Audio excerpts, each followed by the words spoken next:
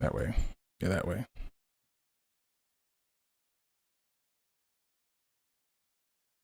Nice. We are live. We are live. We indeed are live. Wait for some people to. I guess I could do something to the people come in. I guess I probably should have considered doing that ahead of time. But we are flying by the seat of our pants here. What am I doing? What do I even want to do? Sup, Teddy? Nick, I see you. JD is in. Jason, I see you all. I'm doing some stuff because we are literally doing this by the seat of our pants. We are flying just like that. Hope everybody is good. Hope everybody is doing good. Yes, I am in D-Lab. What's up, Brett? Troy? See you all in. I am going to get you all some music temporarily. We are getting started.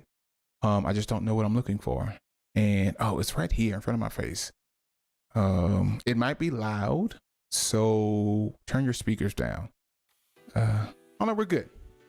I think that's good. That works right there. There we go. There we go. Chris, what's up, dude? You can, Teddy. Very, very briefly. What's up, Mel? Good to see you. Very briefly, Teddy, because we're going to be getting into our conversation here shortly. So it's going to be, as you can see, it is already over there. He is ready. He has a 5-minute intro screen up. I don't. I had one, but it's only for a single minute. And I'm like, I'm not going to replay that over and over and over again. So I said, I will just talk. You know, I'm good at that. I can run my mouth all day, right? Literally all day. But welcome, everybody. Listen, so this is a, we'll deal with that a little later, Teddy, all right? This is a very special stream that we're doing. We finally got a title. It is called Difficult Conversations, as you can tell. And that's what we're going to do. We're going to have some, I appreciate that, David. What's up, Will? We're going to have some really real conversations. You know, it's going to be basically like our real talk, or real talk here, but we're going to do that with Sid. And so I won't go into too much about it, because then you don't need to stick around, right? So, but that's the thing. Now, let me do some housekeeping, right? It is very possible we may be touching on some topics that are triggering, and so consume as much as you can. But if you find you need to hop out, by all means, right? Go ahead and do that. This is not designed. This is not designed to, upset you or anything like that. That's not the point. But we're having real conversations that need to be had, and they are indeed of a difficult nature, right? So just be advised of that. Like I said before, put the kids to bed, right? Give them their snack, put them to bed. This is not the stream for them, all right? This is just not, I didn't turn the bot on. I know I forgot to do something. This is not the stream for them, all right? Because, typically we're family friendly, and we'll be as family friendly as we can. But again, adult conversations. And this is just not the place for children to be, all right? So that's that, right? But come in, chill out, relax a while. By all means, if you have something you want to say, something you wish to contribute, you can go ahead and put it in the chat. However, be advised. We may or may not get to it, okay? So don't feel any kind of way. Don't feel upset. Don't feel offended. Don't feel any of that, because, John, you're fine. Because of the fact that we may not get to it. I may see it. I may not read it out loud. I may not see it. We'll get to that. All right. Understand that. Just understand this is a dialogue between Sid and I, and so that's what it's going to be. All right. So we're talking about. You'll have to wait and see. Token. You have to wait and see. I will not give that out yet. I will not spill the beans just yet. You gotta wait. You gotta wait. Now, just so I can sup, Chris? I see you. Also, sound alerts, not a thing. All right, I'm telling you now. And here's what I did not do. I did not disable them. I just muted them. So if you decide you want to spend your bits, thank you so much. I really appreciate it. You won't hear it. All right. I will not be redeeming any of your channel point, any of your hammers on either platform. It's not happening. What's up, L&D? Won't happen either side. All right. So if you do a reverse, tragedy. If you do Glasses, nice. Not happening. All right. This is not the stream for this. This is not the time for that. All right. It is very possible. It is very possible that we will run Invictus after this. Hi, everybody. That's that. Look, there's it. There's it. Okay. And so we're all Welcome good. In everybody. Hi, so we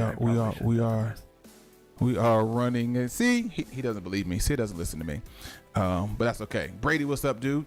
Good to see Mountain Mafia in the house. So yeah, we're just having a good conversation. All right. And so again, I hope you all enjoy this. I would like to know your feedback. What's up, Chris? We want to know your feedback because this is something we're considering doing on a regular basis. And so we want to know what you think about it. We want to know your thoughts. We want to know, your feelings. These are real things that we want to know because it's something that we're planning on doing continually. And if you all don't like it, then that could be a problem, right? But I don't foresee you all not liking it. CID.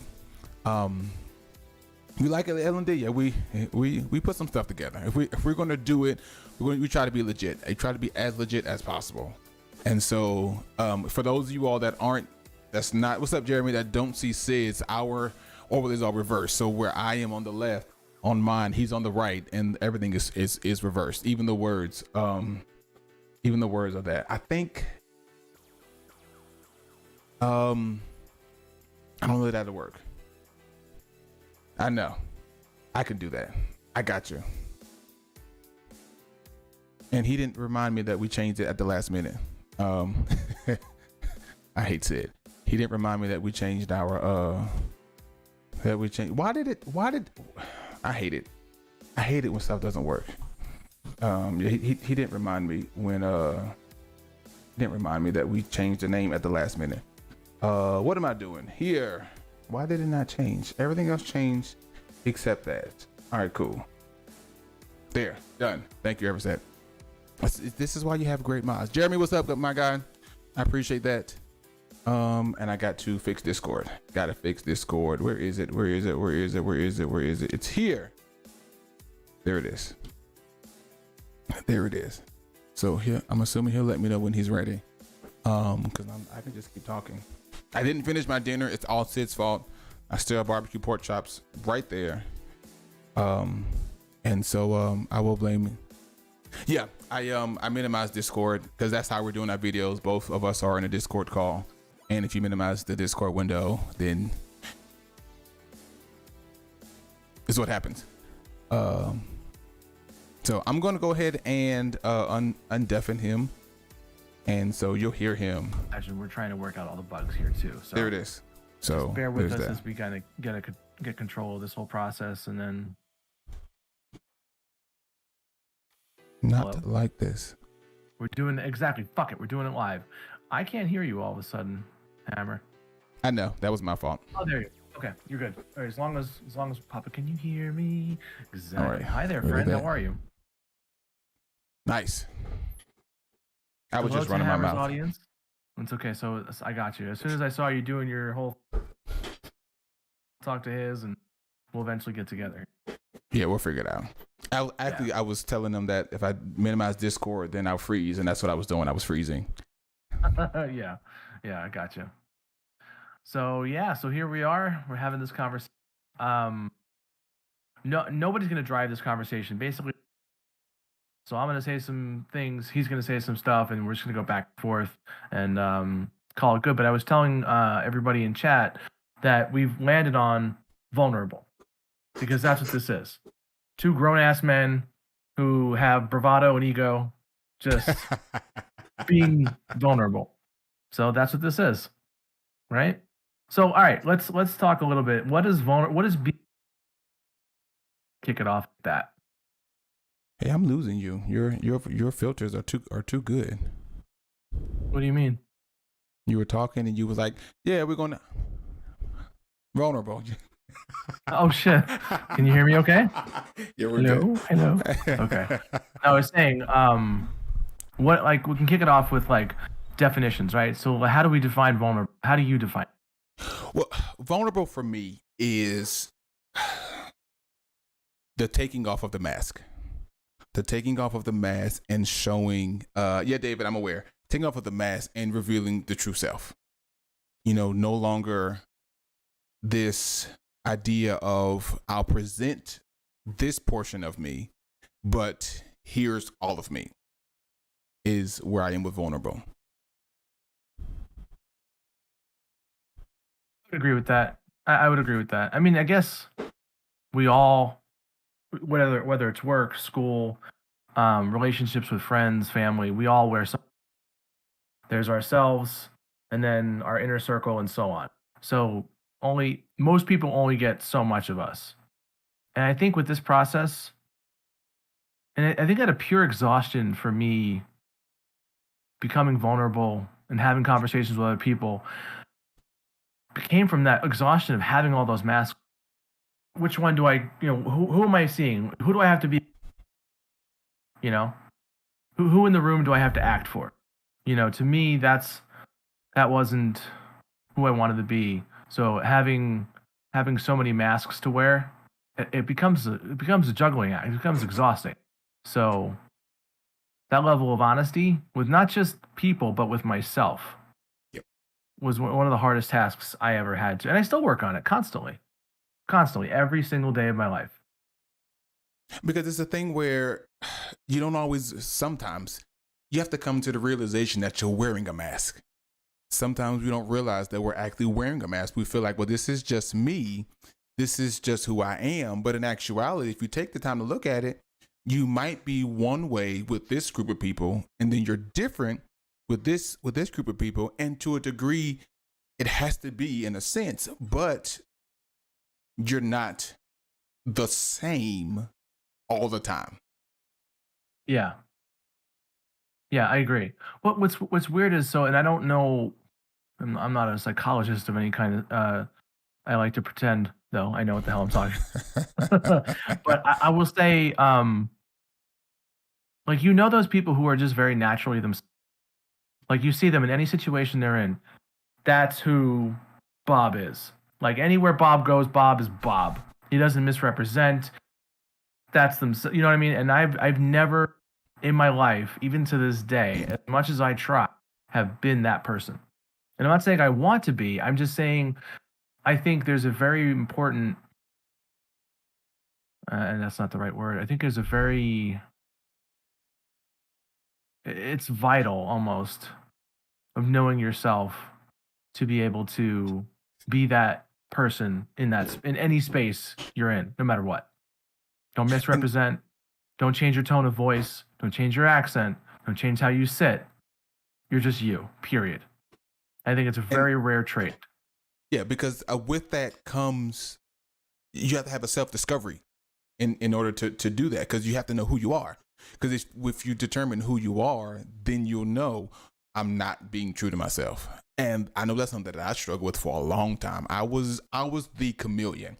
I was the one that I can fit into any circle and manipulate and blend in, because I'm one to observe. So I would observe what's going on, see who does what, and then slowly but surely I was that.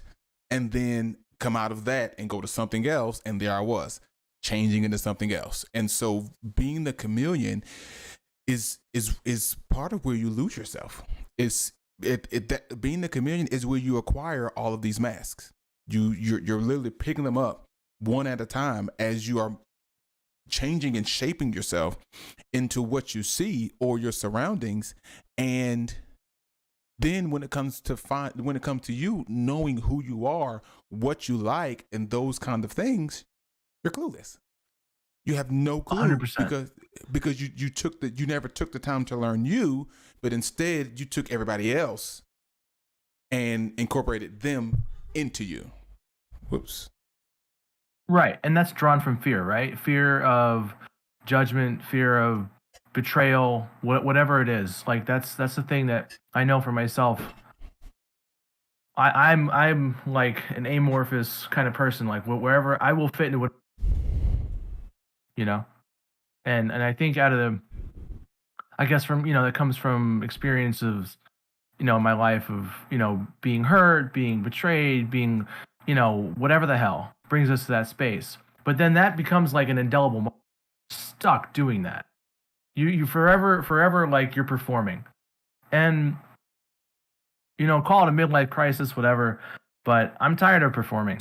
I really am. And which is weird because this is performing.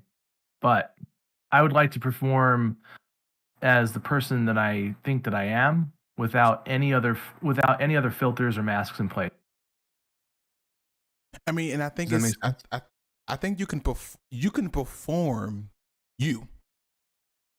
You can perform If you know who you are, though, that's the just thing, right? Like you just said exactly. Yeah. And so sure, we don't no longer want to perform in the sense of presenting a false you. And so but when you perform you, then that's something that you do every day, because technically, if you want to be serious, if you go anywhere, it's a performance. We go to work and we perform. But if you, as you said, know you, or as I said, know yourself, then when you perform, you're just you. And so you take performing and being you and make them the same, rather it being two separate, exclusive, independent things. I think I followed you there. Yeah, I would agree. I'm being honest with you. I want to make sure, like, speaking of, in terms of honesty, if I'm missing a point, I'm going to tell you and repeat that, because I want this to be as honest and open as possible. All right, so let's take. Of course. So we both kind of have our rough definition. What's up? No, I'm preparing for what you get ready to say. Oh no, I was just going to say. So let's take our definitions of the word vulnerable, right? Because that's what we're focused. I know it says difficult conversations above us, but we kind of landed on simply the word vulnerable as the core title of this whole show, podcast, whatever the hell it is going to be. Right. So let's take it a step further. I guess, when do you have like a defining moment for you when you were able to start being vulnerable with people, whether, close or far, depending? Like, do you have a defining moment, or is it something that kind of came to you over time? I guess this is a goddamn interview now. Sorry. It's fine. I mean, so that's a very good question. And I'll put it this way. As I got older, well, let me back here. And this happened to be convenient that I'm wearing the shirt that I am. I'm in the Army, for those who don't know. And I went to basic training, came out of basic training, and I went to what's called AIT, your advanced individual training. And I was in, we had a pass where we could go, back up. We were in Fort Lee. And so I had a pass where we could go out to off the base. And so I went, and they was like, well, we're going to get some clothes, because all we really had was the one pair of clothes you brought to basic training and then uniforms. That was all that you had. And so if you wanted to go out and do anything else, you had that one pair of clothes that you could, and so we needed more. So we go out and we go shopping, and we're like, well, we need to get some clothes. And I'm like, go ahead, cool, we can do that. And I am out shopping, and I'm like, I don't know what I like. And I'm like, oh, okay. And so the joke was made, oh, well, your wife must shop for. I'm like, well, no, that's not the case. But I don't know, because I don't know me, because I haven't been honest with myself, or anything like that. And so from that point, knowing that I didn't know me, that's when I really started digging into that to find out who I was. And that's what started pulling things up that I had experienced. And I'm like, well, I can't just bottle this up. I have to have some sort of outlet. It's got to go somewhere, because if I just keep suppressing it, I'll be in the same situation. And so it was that kind of sparked me into like, okay, but if you're going to have these conversations, it's going to make you vulnerable. You're going to have to put yourself out there to whoever you decide, in order to get some real help in trying to understand what's really going on, who you are. And so I think that's the point where I decided I'm going to have to be vulnerable with someone, because it's clearly evident that I can't do this on my own. Because if I could, I wouldn't be here. I wouldn't be in this very situation where I don't know how to buy clothes because I don't know what I like. And I ended up buying something. I didn't like it at first. I hated it. But come to find out, I still have those same clothes. That was 2017. However many years later, I have those same clothes and I love them because that was me.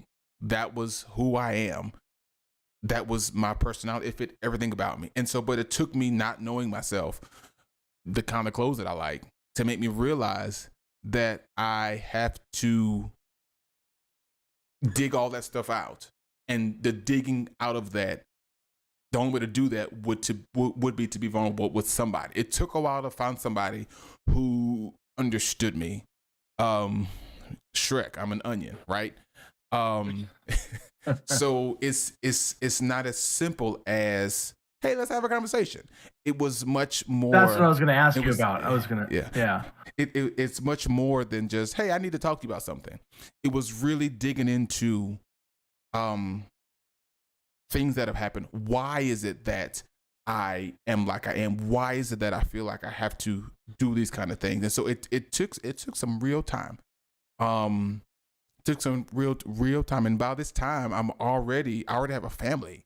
And so I'm trying to adjust to that and really be fully open. And then I think the catalyst was my deployment. Because now I'm in a situation where you have to rely on me sometimes for your life. So we have to have this relationship that we know what's going on. I got to know where your head is. I got to know what you're thinking. I have to know this because there are people trying to kill us. They don't know anything about me, but all they know is that I wear a uniform. Where's my top? Right there. I wear this uniform and they don't like people who wear this uniform. And so I need to know that you have my back at all times, despite what's going on, so that we can make it through whatever it is they throw at us, because we don't know. And so from there, some of my battle buddies, as they're called, is when I actually started having these real conversations about me. The unfortunate thing is a lot of them didn't get it, which was frustrating. But in my talking, in my conversation, I got to learn more about me. And so even though they didn't get it, I did. And we all know verbalizing certain things brings about an awareness. You can think it, but when you say it, it hits you different. And from there, I realized I need to do this more often. I need to keep doing this, but I've got to have the right audience. Because without the right audience, it frustrates me and deters me from wanting to be that way. I'm glad you expanded on that, because I was going to ask from what transitive properties did the sort of realization about your own personality to then actually having conversation. So that I'm glad you put it into further context. I'll just share because mine actually came from almost a single point. So when I got clean from drugs, I think I just turned 30, literally like 2 weeks before. So a little over 10 years ago. And I don't know what it was that made me.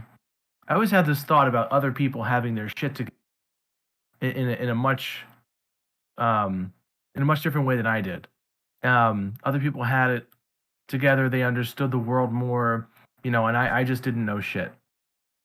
And it wasn't until I went to rehab and I started to go to meetings when I realized, oh God, nobody has it together. Nobody knows what the hell they're doing. There are no adults. And what I mean by that is in the sense that, I was meeting people who were Skid Row bums and CEOs of company. So, when you walk through that door of a meeting, wherever you came from in life, it was a bottleneck. You all walked through the same door, sat at the same tables, right? You were the same person. We were all on the level playing field. And through the work of meeting people and that bonding that happens between you and another person, whether it's another man in the program or woman in the program, you share those incredibly intimate details. And for me, I got tired. I got really, really tired talking about early. I got tired of holding all that shit in. And I found that the more I talked to people and the more honest I was about, the things I was anxious about, the things that I was uncertain, or the things that made me angry, past, because as far as drug addicts are concerned, recovering addicts, I had a very high bottom. I was never once arrested. I never spent time in jail or prison or mental institution. I never spent time homeless on the streets. Nothing. So to me, like, I kept comparing, and I finally got to the point. I'm like, stop comparing. Stop doing it. Just be you, dude. Like, enough. Like, why is my story not good enough to share? And I was listening to other people share who had similar. I'm like, if that dude's that confident sharing that story, why the hell can't I?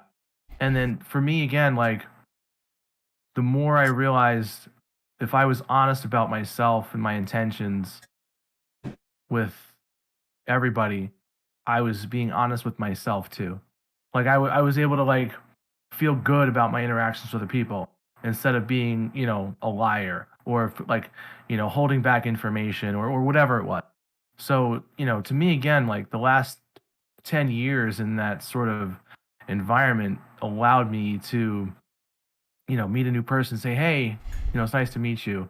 And then, like, 20 minutes later, have that, tell them, like, things about me that you wouldn't normally talk about, because in the end you find out so many people suffer so much of the same shit that you do, on some level, whatever it is, that by the end of the conversation they're thanking you for having the conversation with you, whether it's a loss of somebody or something somebody went through, or whatever.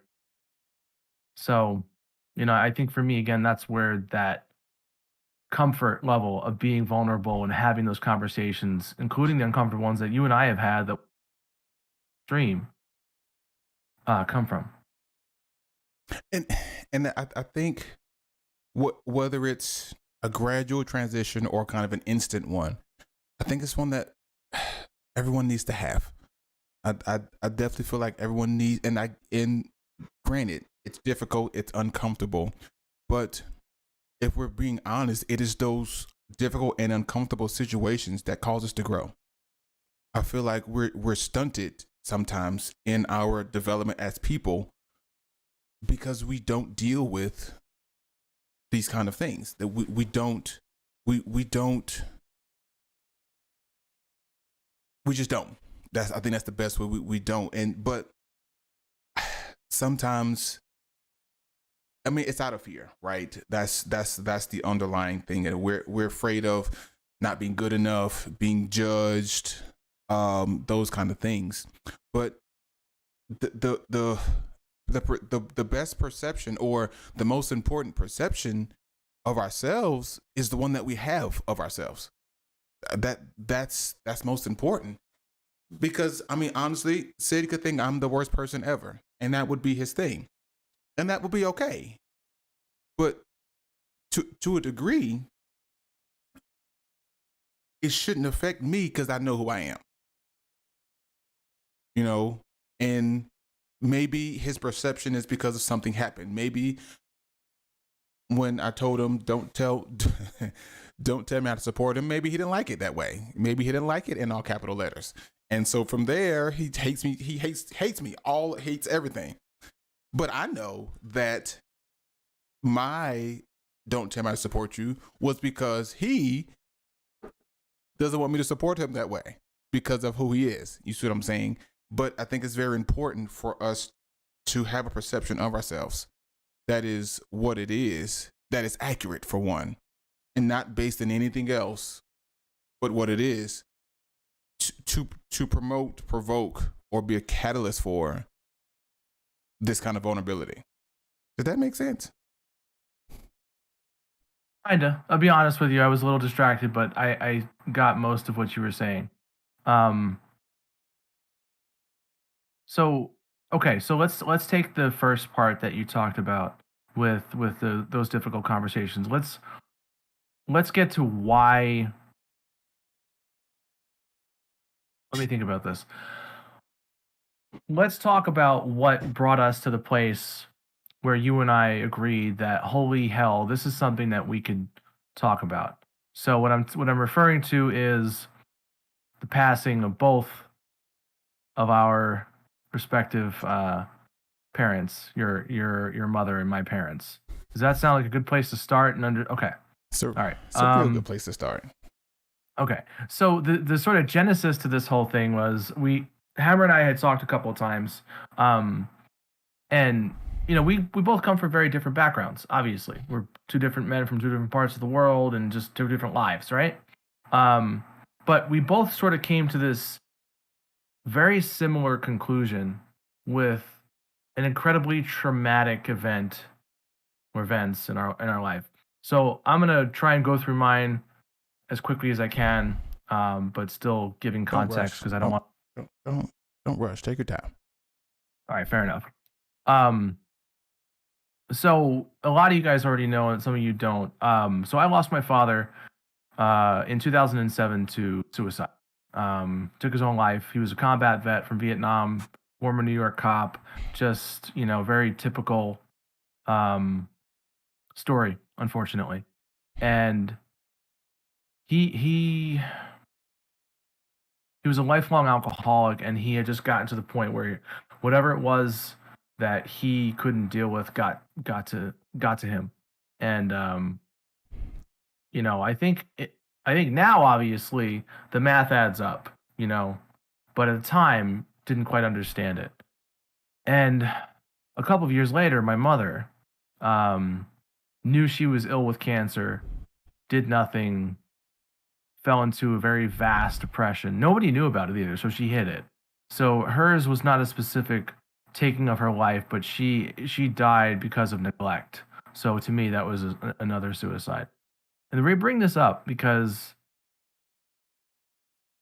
this is actually weird to say outside of our conversation, but them dying the way they did, that their end of life, their end stage, um, was one of the best things that could have happened in my life. Now, I know that sounds weird to say, and what I mean by that is it was a turning point. That whole few years was a turning point for me because it was my identity. It's what I had grown up with. It was my parents, and I had a tremendous relationship with both of them, the people that I loved and adored, and they were both gone. And why the hell would them dying be a good thing? Well, it forced me to change a lot about myself that I was terrified to acknowledge, terrified to take action on, just terrified about. And I'm by no means, a perfect human being, nor do I ever want to be. Um, all of that occurring at the same time put me on this path to a person that I'm really proud of today. And 10 years ago, I would have never said I'm proud of myself for anything at all, in any way, shape, or form. Um, so I think I've captured in an appropriate way what I mean by the best thing that could have happened to me. Because again, it was this horrible scenario that I would never have, dreamt of um happening in a short time, and it propelling me forward to say, okay, it's time to just do this, because I could have easily gone the other way and fallen into that dark, awful place forever.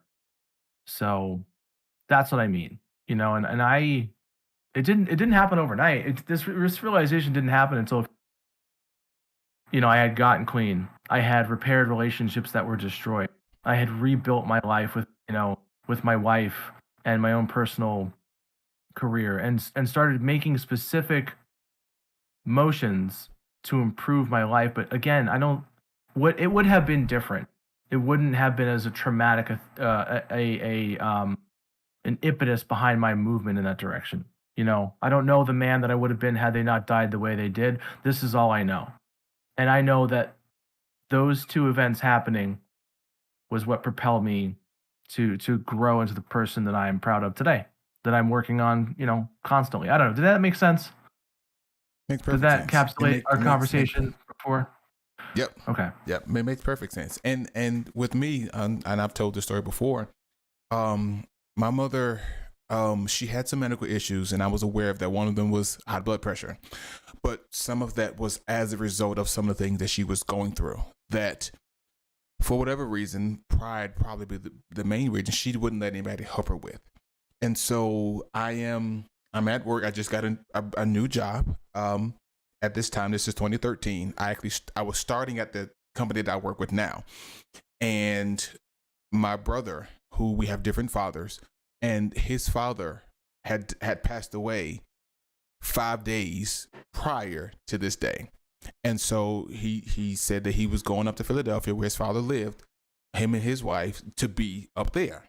And my mom, I was going to go and pick up my mom from, she lived about an hour and a half away from me. I was bringing her to where I was. She could hang out with me for the weekend.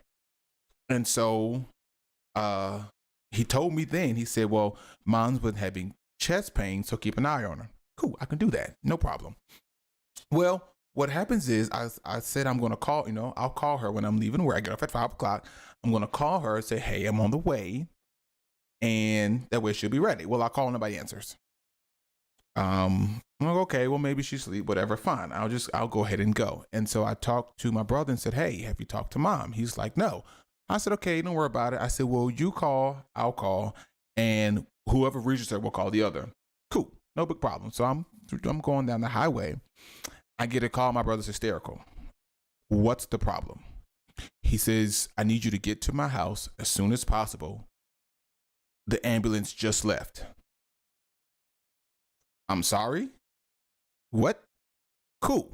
So me, in my fairly new Jeep Patriot, and I am flying down US 1.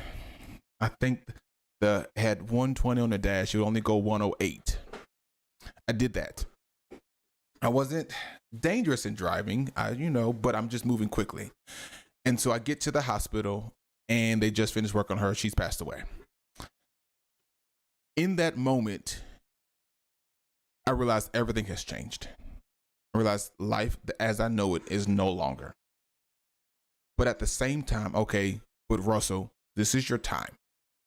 This is the time for you to step up and do and be what it is that you were trying to be, that your mother didn't let you. A lot of things that I wanted to do, even for her, she wouldn't let me do. And it bothered me, but she's my mother. What am I going to do? Right? She has a way of putting me in my place very swiftly, be like only mothers can do.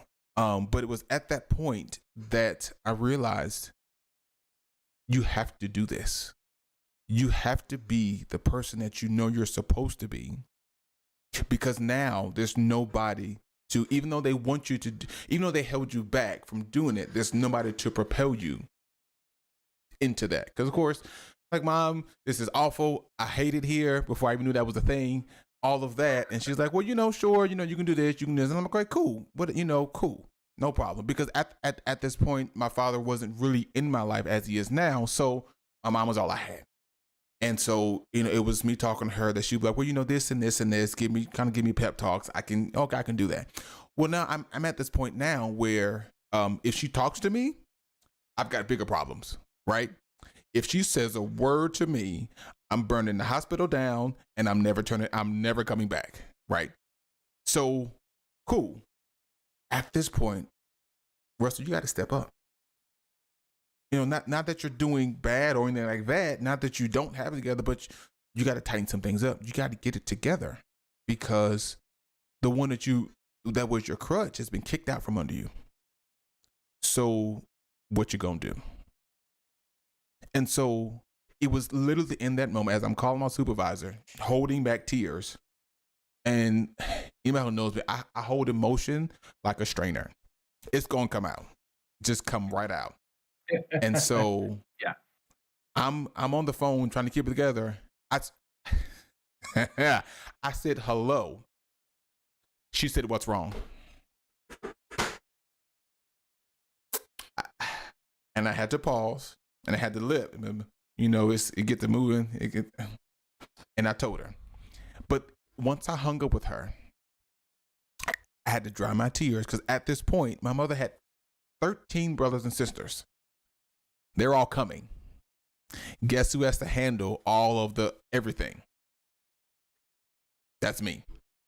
So now it's, Russell, get yourself together because you have stuff to do. You have things that you need to handle at this point. And so it was even in all of that, because mind you, my brother is going up 95. He's going up I-95. He turned around and came back. But he's going up I-95 because he's going to see his father, who passed away 5 days ahead of this. And so he comes back, whatever. I send him back to Philly. I said, all right, bye. I'll take care of it. But it was in that moment that it made me realize that not only do you have to do this, but you can do this. It was a defining moment that all of my doubts, all of my self whatevers went out the window at that point, because I knew that I had enough in me to be able to do and be what I needed to be, to not just to people around me, but to myself. That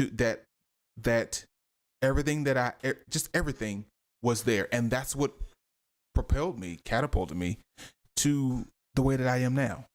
That's how I got here. And that led up to the vulnerability part I talked about earlier. Because I can be honest, had my mother not passed, I can almost guarantee that the vulnerability that you see now would not have been. Because I didn't have to do it. There was no reason for me to have to be vulnerable because I had somebody who could just tell me. So then why do I have to be vulnerable when you can just tell me? I mean, hey, Russell, you are mean. Oh, okay, cool. I'll work on it. Sure. But then it changed to, I can be really mean. Hey, so and so and so. When I talked to you, how was I? I was mean? How? Tell me how. Tell me how. I want to know everything. Pulling from silly. I want to know everything. And I'm like, oh, so now I have to dig into, okay, so why am I so snappy at this? I am sorry. Because something you said reminded me of an experience that I had. And that's why I came out to you that way. It was then, because before, of course, my mom she knew. So she can tell me, oh, that's because so-and-so and so-and-so. And I'm like, oh, I didn't know that. Yeah, you probably won't remember so on. But now I had to take the time to dig into that. And I did a lot of apologizing coming up. Because that thing that is under my nose and above my chin could do some real damage. Yeah. And my whole face. You all have talked about it time and time again. What I'm thinking, all of my emotions are all right here. Always. And that's where that was that point, that defining moment was you now you have to do this. You do have to do this. Because if you really want to be the man that you claim you want to be, now it's on you to do that. So are you up to the challenge? Are you going to step up to the plate and do it? Or do you keep being the chameleon that you know that you already are?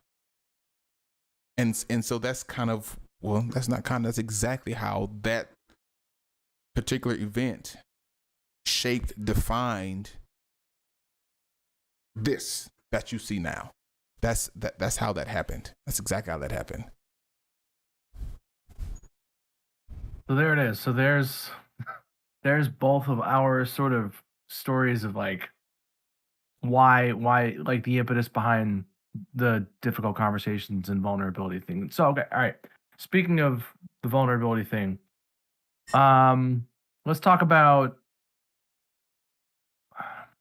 there's a piece of the subject of vulnerability I want to touch on. But I don't know if now is the right time. I guess I'll just throw it out there and we'll see where it brings us. I mean, we don't. This isn't a formatted show, by the way. We don't know what the hell we're doing, so bear with us. One of the things that we touched on when we had this conversation separately was the toxic perspective of being vulnerable is bullshit. You know, I'm a man, god damn it. I'm not vulnerable. Fuck you. You're not gonna make me feel my emotions, all that crap. Um, Not gonna happen. And I think so for me, my whole childhood was like mixed messages, all right?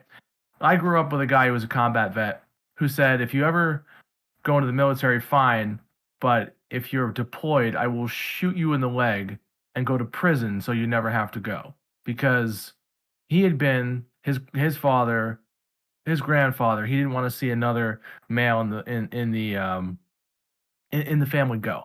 But on the same token, this is a guy who called other guys that didn't go into combat. You know what I mean? Like, so it was a series of mixed messages.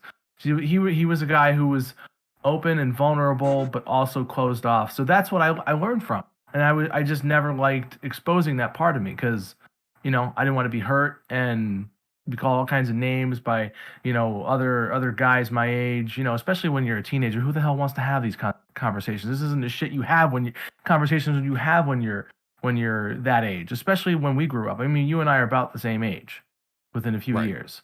Maybe it's different now, and I hope to God it is. I look at my nephew, he's 12, he's gonna be 13. I mean, that kid is a million times brighter than I was at his age, and thank God for that.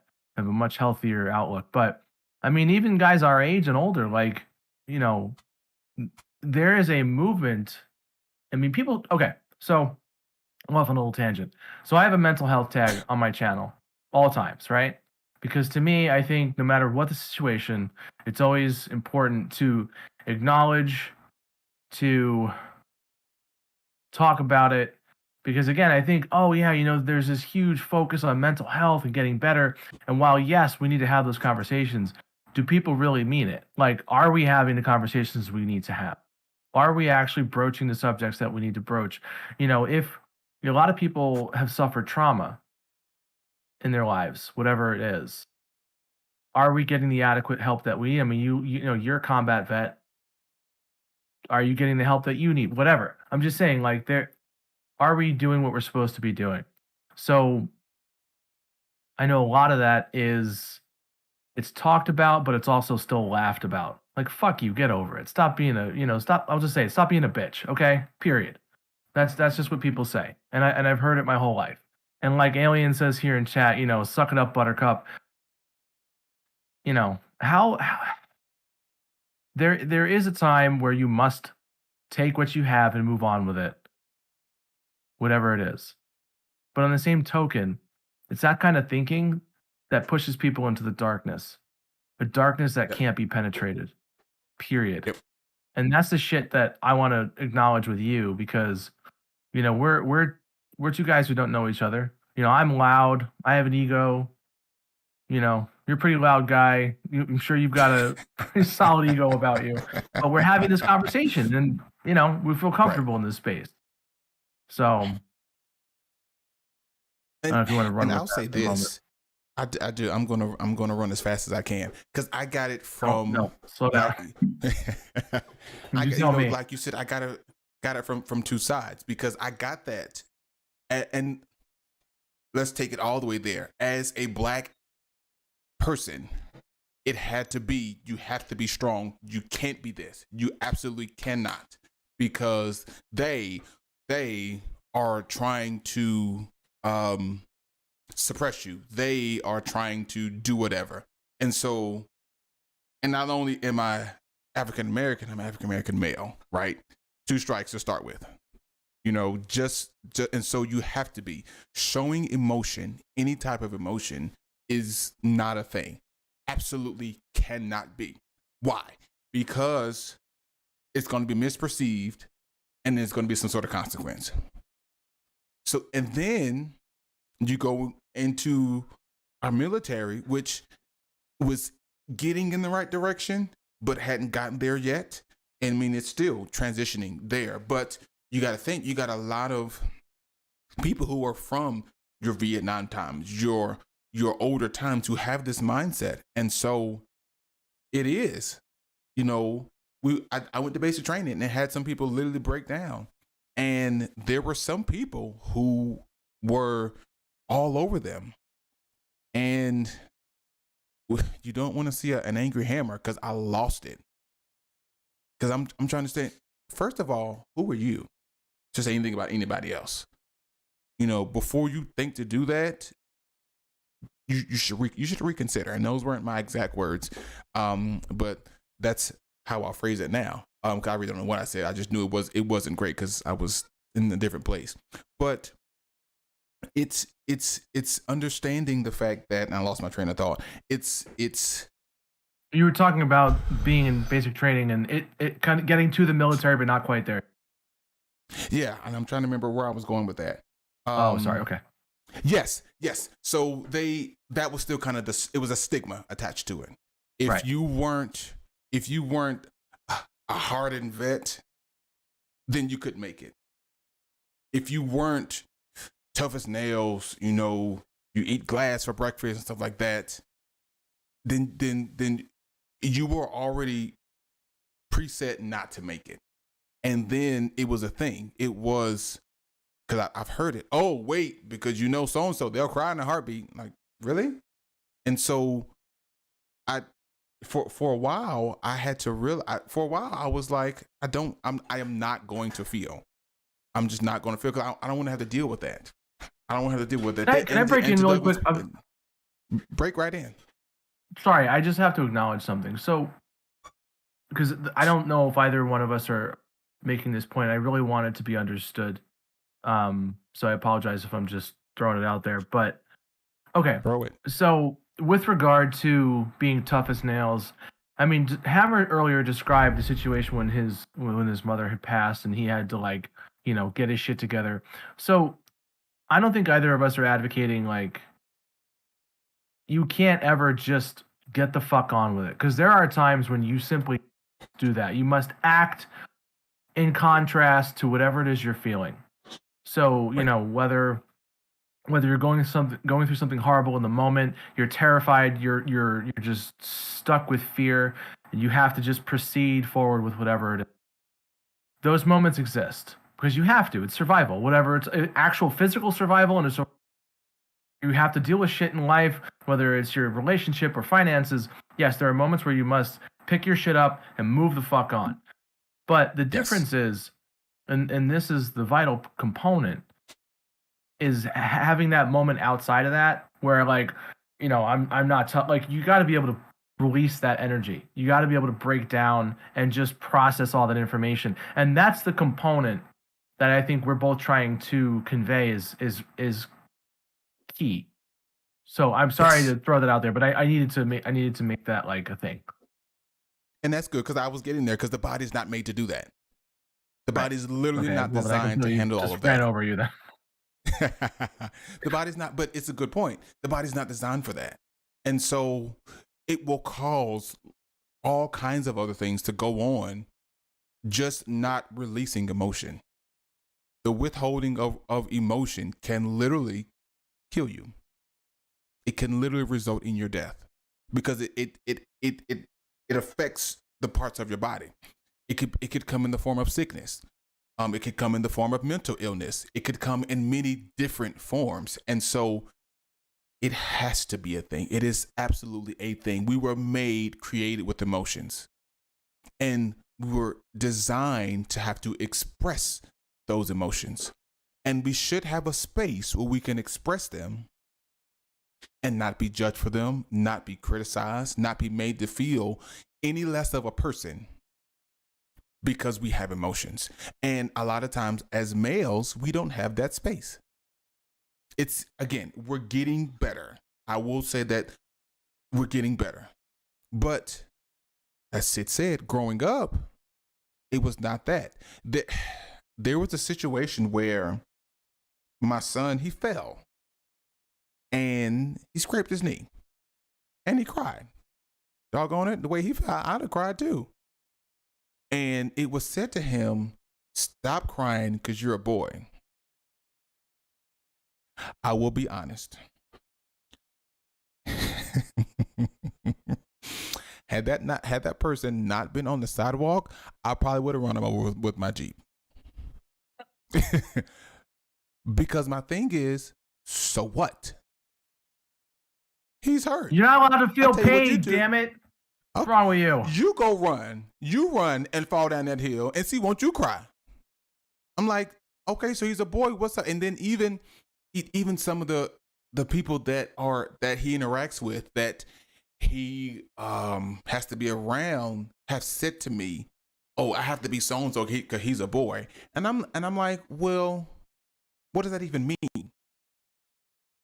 And it's like, well, because I know boys and so on. And so then me, being like I am, I said, so, because the particular person was a female, I said, so how many days have you been a male? Tell me, how long have you been a male? Well, I just know, and I had, tell me, how long have you been a male? Well, I haven't. I know. So then you can't say what he feels. You can't say you can't say it from the aspect of, because he's a male, you should feel this. Because you're a male, you can't feel that. What difference is that? So you tell me I can't be sad. You tell me that I can't be upset. You tell me that I can't be that because I'm a male? It's ridiculous. Exactly.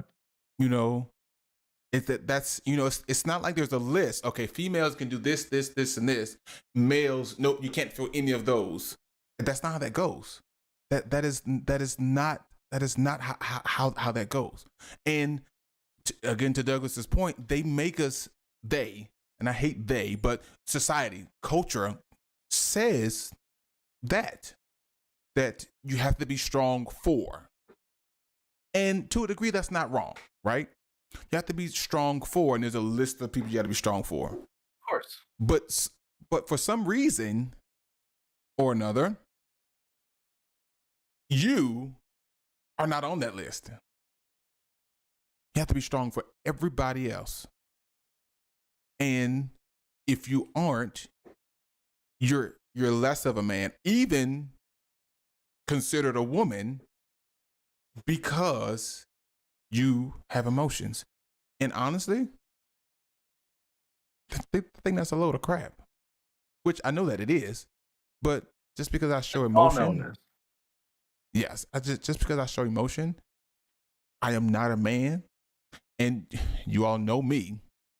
I'm not a man, but everything that I see says otherwise. Everything that I see says otherwise. So then what are you referring to? Are you referring to the image of a man that you've created?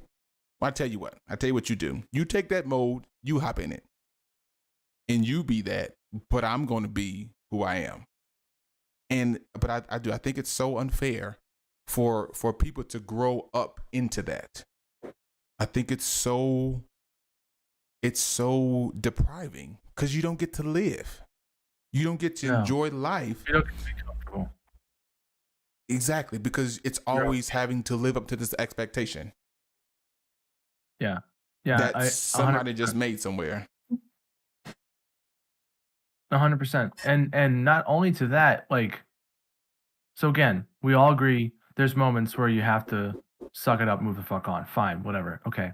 But as like a mode of, I mean, because that person who you're talking about, like, if she had a son, say, hey, you're a boy, stop the crying bullshit. If she says it to your son in that moment, you know for a fact that that's her way of thinking. You're creating somebody who's going to be a man someday, and saying that to somebody else's kid or their own kid, and just another generation of people who are, hurting other people, bullying other people, in themselves, whatever the hell it is. And this shit just continues. This is a modality that's not working, right? Like, it drives us all batshit. Because here's the end of the story. We all feel the same thing. Period. We're all human, like you said. I mean, being emotional is part of being human. I want to acknowledge something. I was kind of like a hard left turn here, but somebody asked a question in chat, and I really do want to acknowledge it, because it is a topic I wanted to talk about anyway. Let me find it. So, Aging Hipster said, my question is, I was released from prison after 10 years in 2011. Nobody in the rooms, meaning in 12 step, my local area, would assist me because I was, quote, prison clean. Now that I have 20 years, they want me in service, but I am not ready to forgive. Thoughts, please. All right. So I want to talk about forgiveness, right? This is a topic that I have obsessed over on and off for a number of years. Okay. So, Aging, if you're still here, this is for you because this is a topic. So there was a documentary I saw about a woman. Her name was Ava Kaur. I don't know if you've ever heard of it. It was called Forgiving Dr. Mengele. You're aware of Dr. Mengele, right? I've heard of it. Mm-hmm. Okay. Trigger warning. This is going to be a discussion about, Holocaust survivor, blah, blah, blah. Okay. So Dr. Mengele, for those who don't know, was basically a horrible human being during the Nazi era, surgeon who did a vast number of terrible things to a lot of people, this woman included. Okay, she had a twin sister. Her and her sister were in, I believe it was Auschwitz. They suffered all kinds of terrible things. Her sister passed. She did not. She moved on. Okay, so she lived her whole life. And at one point, as she got older, she decided to forgive this human being, this monster, this terrible, awful human being. And she got a lot of shit for it, not surprisingly. And the forgiveness was not for him and what he had done. The forgiveness was for her and to get rid of the shit that she carried. And she didn't just say it. This wasn't a woman who and go on a speaking circuit. She felt this to her core. Like, as much as any human being can feel forgiveness for a person. And she did end up carrying this message until she passed away a couple of years ago. Point of it is, forgiveness isn't about the people you're forgiving. It's about you. It's about your expenditure of energy. So I'm going to tell a little story that I've told a piece of, but not the entire thing because it wasn't relevant, but it is now. My sister-in-law married my brother a few years before my mom passed away. Okay. They were never close, never had much of a relationship, and which, whatever, it is what it is. So when my mother got sick at the end of May 2010, okay, she went to the hospital. From the hospital, she stayed in there for a couple weeks after some chemo. Then she was transferred over to a skilled nursing facility where she sort of continued to decline. My brother went out of country. He was doing a thing for his MBA. He was traveling. I think he was in China. Spent 2 weeks out of country. Within those 2 weeks, she began to decline terribly, to the point where it was we all kind of knew the end was near. So the last week she was alive, we knew, like, hey, we don't know what's happening, but why don't you come to the facility, see her, talk to her a little bit, whatever. Oh, I don't feel comfortable. I'll try and stop by, and she never did. And then it became a thing where we transferred her to hospice. So she went to hospice on a Monday, and I kept reaching out to her. I said, she's in hospice. And her whole thing was, well, those places make me uncomfortable. Well, no shit. I'm not comfortable sitting next to my dying mother in a hospice. What the hell is wrong with you? But I never said anything at all. She's like, I just don't like hospitals. Nobody likes hospitals. I love people that say I don't like hospitals. Who human being likes hospitals? Either to go to work. I mean, it's a hospital. So I sat next to my dying mother for 3 days in her hospice room. And she never showed up. Not once. Didn't call. Didn't show up at all. And then she passed away. So for a couple of years, and you think I was mad, my wife did not have a good relationship with her mother. So my mother kind of adopted her as a daughter. I mean, they just adored the ground the other work. I mean, I've never seen. And when my mother died, my wife basically lost her mom. And you guys don't know Chippos that well. Let me tell you something. That woman is made of fucking fire. Uh, just to say the least. If she doesn't like you, she will let you know. And she kept it contained for a long time because we had to be family. We had to be around each other.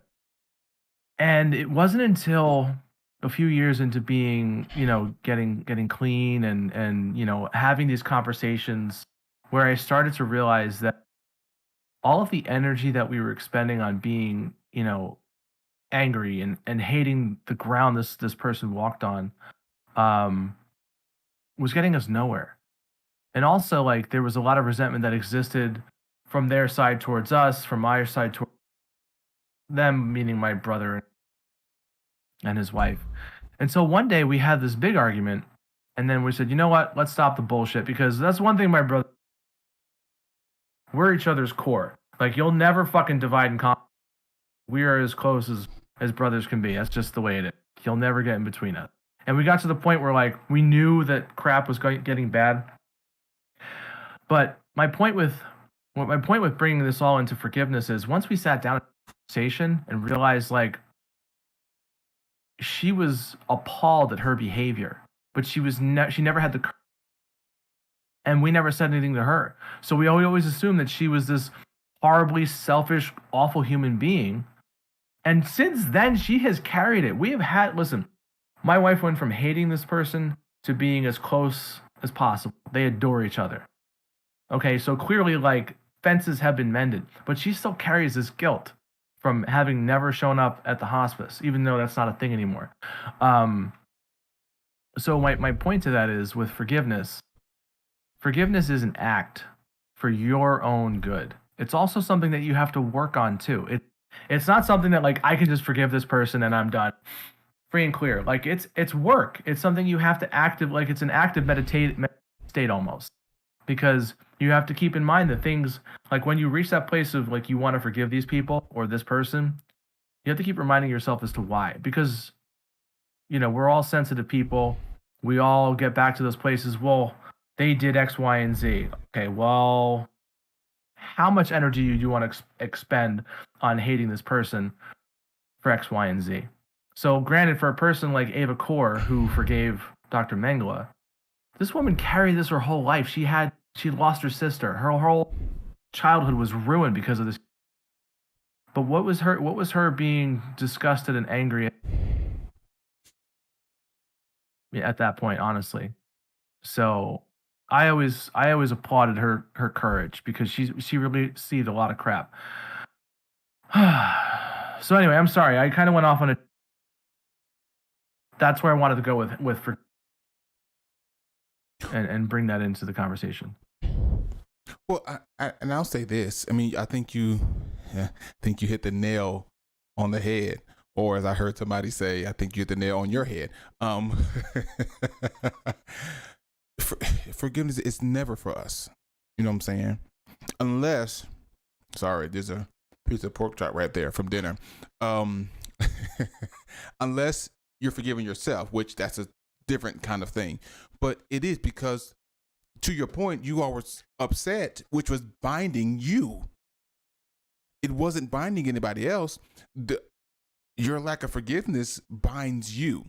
It puts you in a space where you can't have relationship with something or somebody because of something that you're feeling. While your feelings may be legitimate, what are they doing? What effects are they having? Because sure, you're like, why can't you come? To your point, who wants to go? I mean, I didn't want to go to the hospital and see my mother being worked on with tubes and stuff out of her everywhere. Who wants to see that? That's not a thing. But, and it could be said, well, I did go, but if I didn't, well, you should have went. Well, whatever. We won't deal with that. But the fact is, as long as you or anybody else are holding that, you're again, you're stunted to some degree, because whatever could be, there's a wall there. Whatever could be, it can't be, because unforgiveness is preventing. And once you then, because a lot of unforgiveness sometimes, to your point, comes to a lack of understanding. Because sometimes we see things and perceive them as what they are without knowing more of it, and maybe it wouldn't be so hard, maybe it wouldn't be so like we are. But getting that understanding was like, well, I get that. I may not agree, but at least now we have some sort of communication going on about this. And sure, and you don't need to say it this way in a sense. But for my sake, I do forgive you, so that then I can move on from this place of whatever this place is. Yeah. In addition to unforgiveness, because now something comes with unforgiveness, whether it's hatred, whether it's resentment, whether it's whatever it is. Now I can move on, and maybe, possibly, we can move on together. Maybe not. And that's okay. But it releases you, it frees you from bondage, whatever kind of bondage that is. And there's been time where I felt weights coming off my shoulders for forgiving somebody. I'll go into my brother, who is 10 years older than me. We talked about this before. He didn't like me when I was born. He told my mother, "Mommy, I no like him." That's what he told her. And trust me, I know for a fact that he did not like me. A lot of the experiences that I had with him, that we had, was indicative of the fact that he did not like me. And to the point of one day, my mom was away, and I was crying for whatever reason, and he would take me and pick me up and toss me into my room on my bed. Well, one time I missed, hit the floor, slid under the bed. And that was okay. There was nothing but me. I had his back like no other. I don't understand it. But I'm like, but you're showing me how much. And so when I got older, our relationship was awful. It was terrible. I'm like, dude, really? I remember. I would tell him. He was like, "Oh, you remember that?" "Yeah, I do." And my mom was, because we argued all the time. We argued. Is it daytime? It's an argument. The sun is clearly out. Somebody's right, but we are arguing because we did not get along. And it was because of that. And it was me, because I'm holding on to, but you did this to me. You did this. You did this. And so I did. And so at some point, I said, "Listen, we need to have a conversation." He's like, "Oh Lord, here you go." I said, "Yeah, that's right. We need to have a conversation." Yeah. And I was like, "Listen, I've been doing some thinking. You did it again. Oh, that's you thinking is a never good thing." I said, "Well, stop talking so I can finish what I'm saying." And I realized that I've been harboring unforgiveness for the thing that you did. Granted, they were not great, but it's water under the bridge at this point. There's absolutely nothing I can do or you can do about that now. We, at the time, because my other brother, he's technically technically not my step brother, but we're close enough that we're brothers, and that's just the end of that. But I'm like, you're my only brother, and the relationship that I want to have with you, I can't have because I'm holding on to all this stuff. And so we had a long conversation. He apologized for a lot of stuff, and I did. I was like, "You know what? I'm good. I forgive you for all of that stuff. We're good. And let's start over. Let's then start over and let's build this relationship." Now, inseparable. Right. Besides the fact that he lives in Florida, if we were here, we'd be always together. But it was me holding unforgiveness against him that prevented our relationship from being what it could be. And so that is, again, to your point, that's what holds us back. And so he could have apologized till he was blue in the face, but it would have done no good until even if I didn't accept per se his apologies, I still had to forgive him.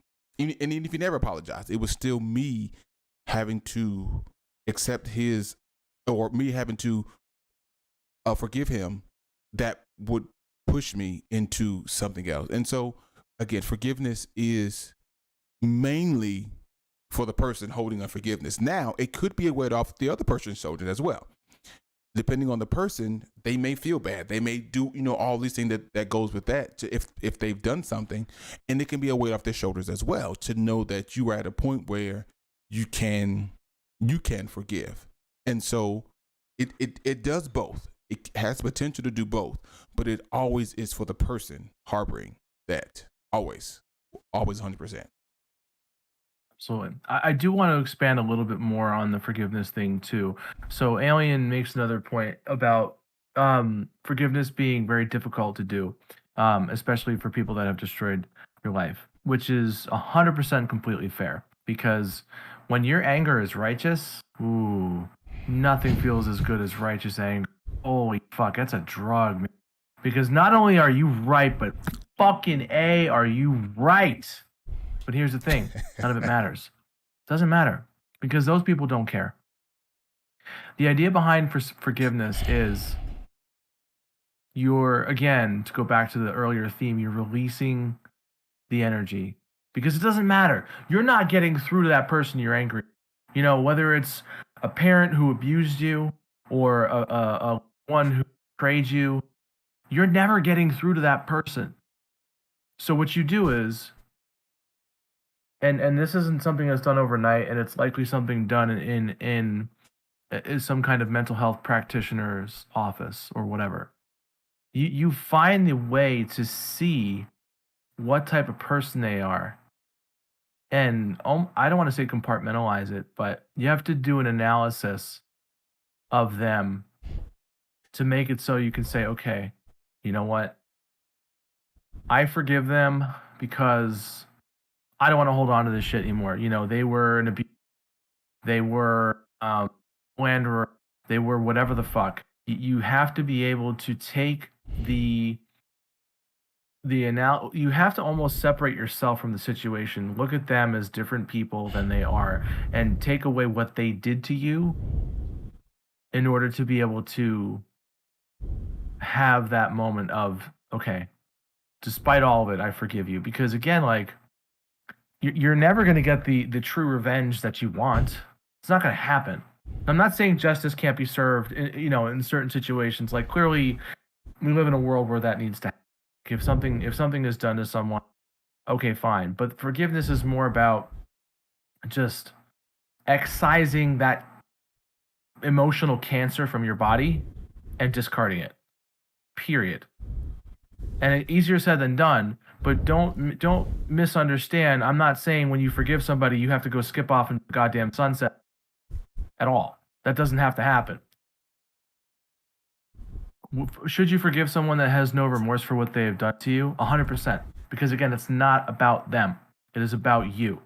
It is 100% about you. It is about again, going back to this Ava Core person. Do you think Dr. Mengele felt bad about whatever the hell? God, no. That was his whole purpose in life. And then he died. The forgiveness is about knowing what a monster this person was, and knowing that she had all this resentment and hate and just vitriol just inside of her. And again, it was righteous. It was righteous because he was a horrible human being.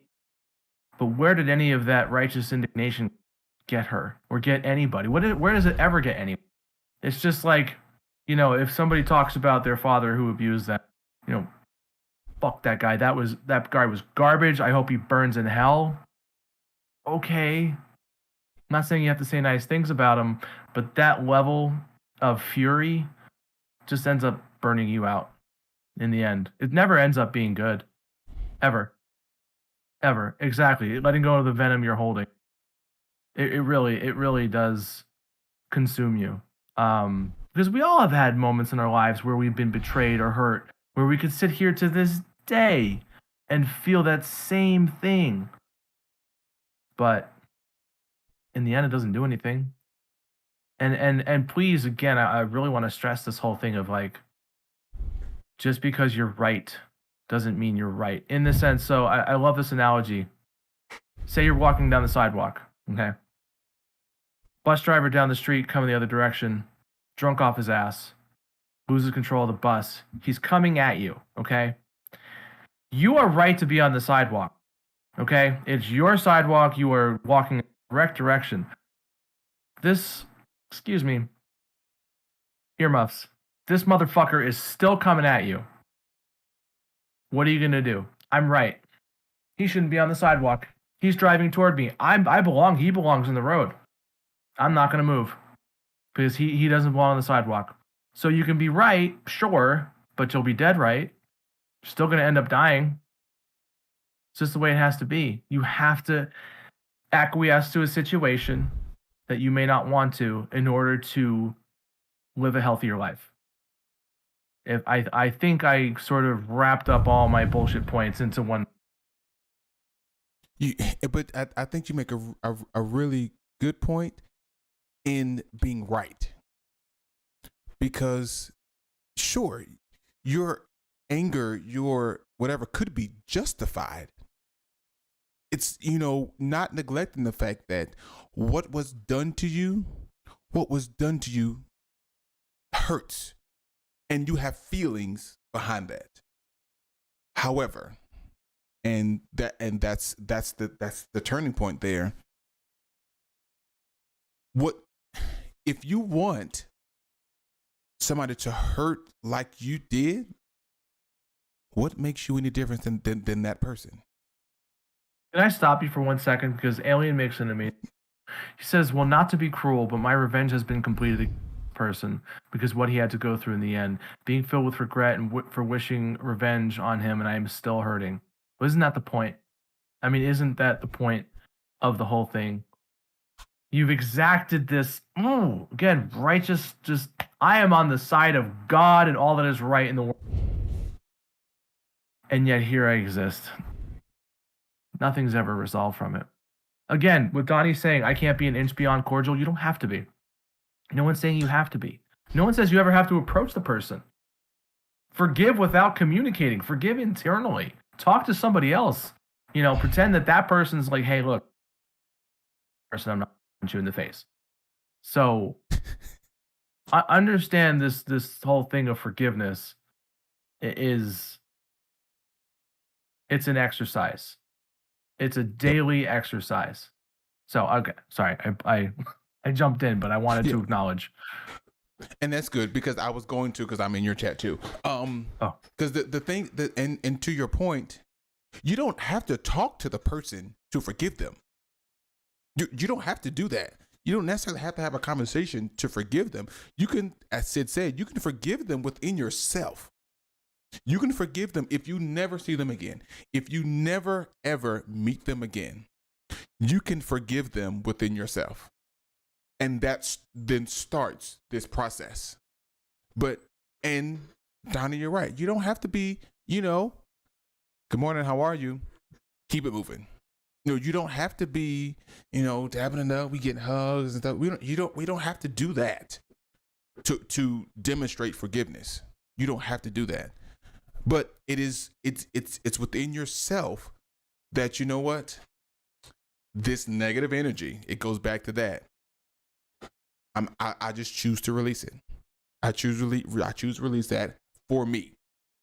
Not for anybody else, for me, because at the end of the day, I'm the one really being affected, right? They're going on with their lives. I'm the one all jacked up. So, because I'm holding this, so it's up to me to forgive, because again, that's something that I can control. I can control who I forgive. And then that from there is what again starts this process of of moving forward. And and again, not to be triggering, Alien. So please take care of yourself. All right. Please make sure that you are taking care of yourself. Yeah, if you have to step away from this conversation, please do. I understand that it is triggering yes. some of this. Yeah. So 100% do. But just for all of us, I mean that it's a good point. I got my revenge and I still feel horrible. Right. The very thing I would want to happen happened, but now I feel worse or just as bad. Is because it's not the revenge itself. It's not that's not what it is. Because I want you to acknowledge what you did to me. Exactly. Any rendering of justice, almost useless. Because you aren't acknowledging me and my feelings. And I'm sorry to tell you, we all have to fucking feel validated. It's just the nature of who we are. Yep. It's what it is. It's what it is. And then it comes a time where you may realize that I can't do this by myself. Ever said just hit it. She just hit it. I can't do this by myself. So at that point, you need to come to the realization that, hey, all right, I want to, but within myself, I can't right now. I can't right now. So then let me seek out somebody who can assist me, because I want to. I really want to. But I just can't. And that's a thing, right? There's nothing wrong with that. You may not just be able to, you may not be in a space. It might be too fresh. It might be too whatever. But then it comes to a time that's when you need to reach out to whoever, preferably a mental health professional, preferably, because they're trained in those kind of things, right? They're trained to get past the mask, right? To get down into it in order to be able to determine, okay, so this is the root of it.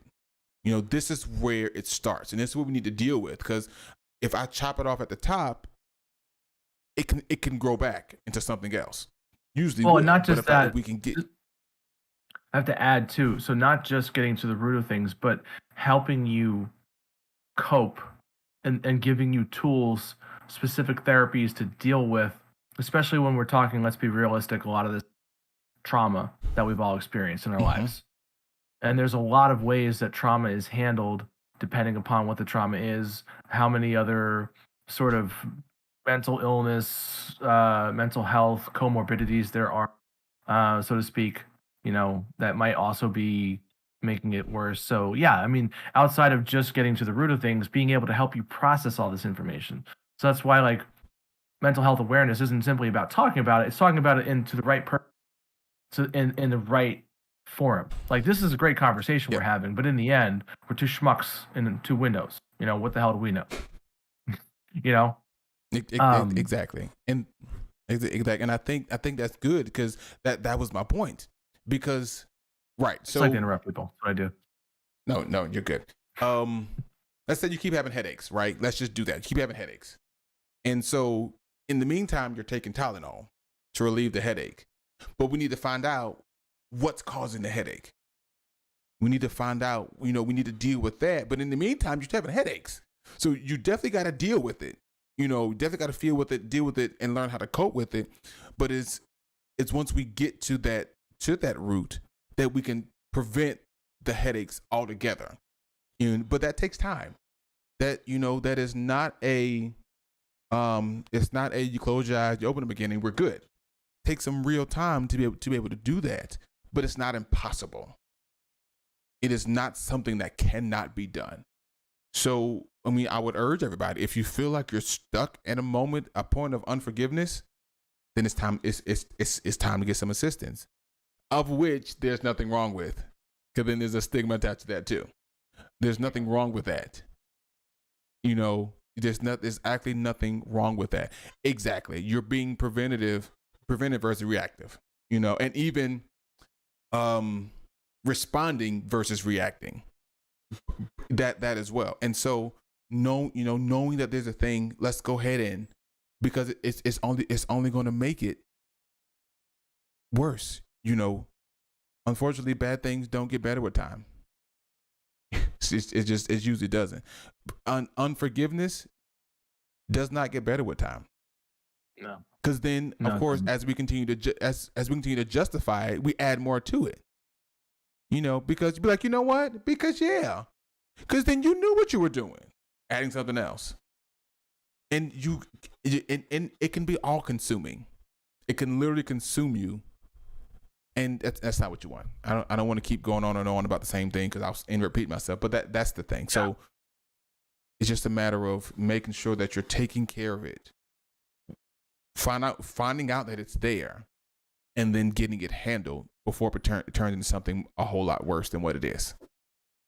Yeah, I agree. And I want to make one final point about forgiveness too before we kind of move on to the next thing. Um it's it's important to know that forgiveness is a process.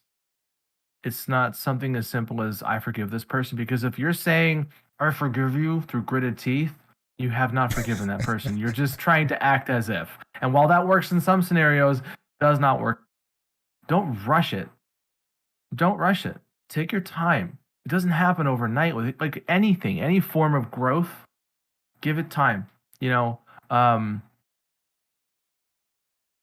it didn't take it wasn't an overnight process for myself and my wife to forgive my sister-in-law. Um, and I just use that example because that's the one that comes up immediately, and then I've already told the story about. And that's a surface thing. Like that's just personalities just clashing. Imagine how much more difficult if something happens to somebody because of it's gonna take time. So if you want this sort of like I want to be able to forgive this person, but I can't do it, don't rush it. Don't hate yourself because you can't. We all feel what the hell we feel. If you're still wanting to feel forgiveness and hate and fury for this person, well, try again tomorrow. Try getting that help you've been meaning to get. Go talk to somebody. Don't rush it. This isn't something that's gonna. This is all this shit is a process. But it's a worthwhile one, and it's a conversation where with yourself, with others. Um, so that was just my final point again about things. Just don't expect it to happen overnight, and give yourself a break with it too, because otherwise, like anything else, you drive yourself crazy trying to make it work. Square peg, round hole, kind of thing. So Yeah. we were planning on doing this for about 2 hours. We've got about a half hour left. I mean, I don't know if we want to get to a place where we start wrapping up, but gonna continue chatting about stuff. I don't know if you have any questions that you want to ask chat or whatever, or if you want to move on to a different subject within the vulnerability thing.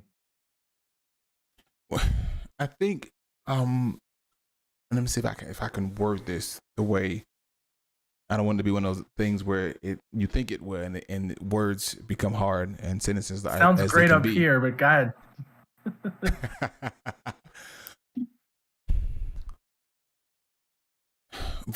Vulnerability, right? Vulnerability. Well, let me ask you this. Mhm. Not so much why is it important, because I mean we kind of discussed that. I don't even know what I'm really trying to ask. But regarding vulnerability, Mhm. gotcha. Are there any maybe tips and strategies that you've developed in this being vulnerable kind of thing that you could offer to someone who is looking like, I'm very closed off, all those kind of things. How do you come out of that? How do you be vulnerable, or at least more vulnerable? Willingness, honestly. Just a willingness to want to do it. Is this vulnerability thing something you actually want to do at all? Like is connecting people, like, is the idea of having this conversation, like, let's say Hammer and I didn't have it on each other.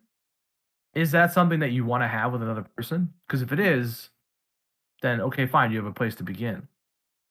I would say start literally anywhere. Because again, and also like know your audience too. If you know you're talking to somebody who's not going to receive you the way you want to be received, it's necessarily worth that journey either. Again, this is only to help enrich your communication with other people as far as like this whole being vulnerable. Like the fact that Hammer and I have done this because, if Hammer told me to go or, laughed in my face or whatever, this wouldn't be a thing. We would just be two people who know each other on Twitch and that's it. But because we're so similar in this space, we got to this place where we wanted to do this. So to answer your question, I don't have a one specific thing I could think of. I think again, willingness to want to have these conversations, and also I would say the vital thing that you brought up, learning to be okay with who you are and your experiences. Do not diminish what you have gone through in any way, shape, or form compared to anybody else, because you're your own person. Your story is your story, and own it. Because that's a mistake I made.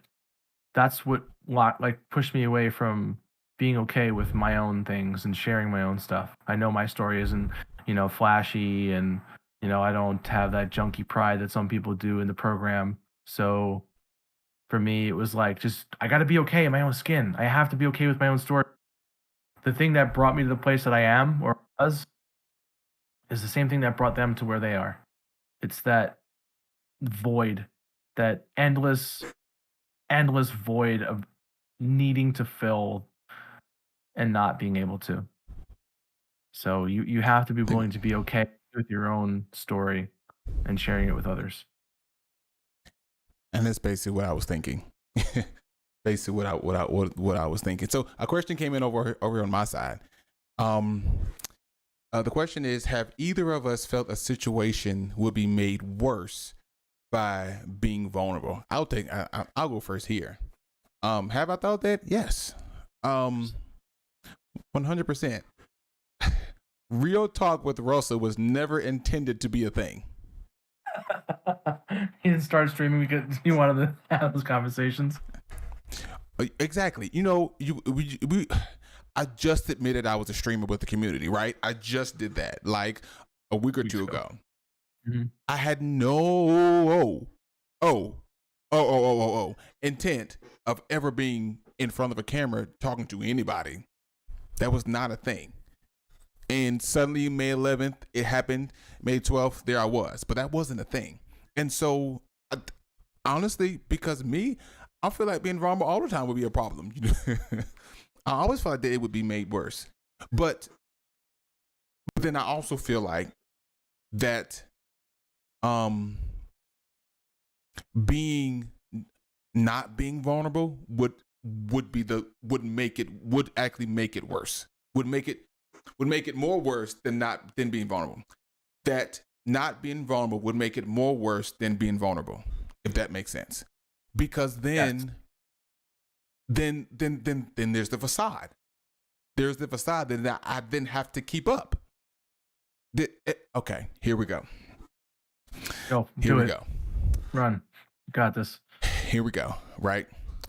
I had a conversation a couple of days ago, and some of you all know this, that my relationship with my wife is ending. Okay? Let's just put it out there. It's ending.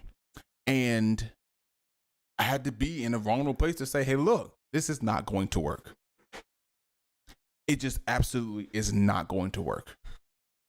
Here's the reasons why, but it's not going to work.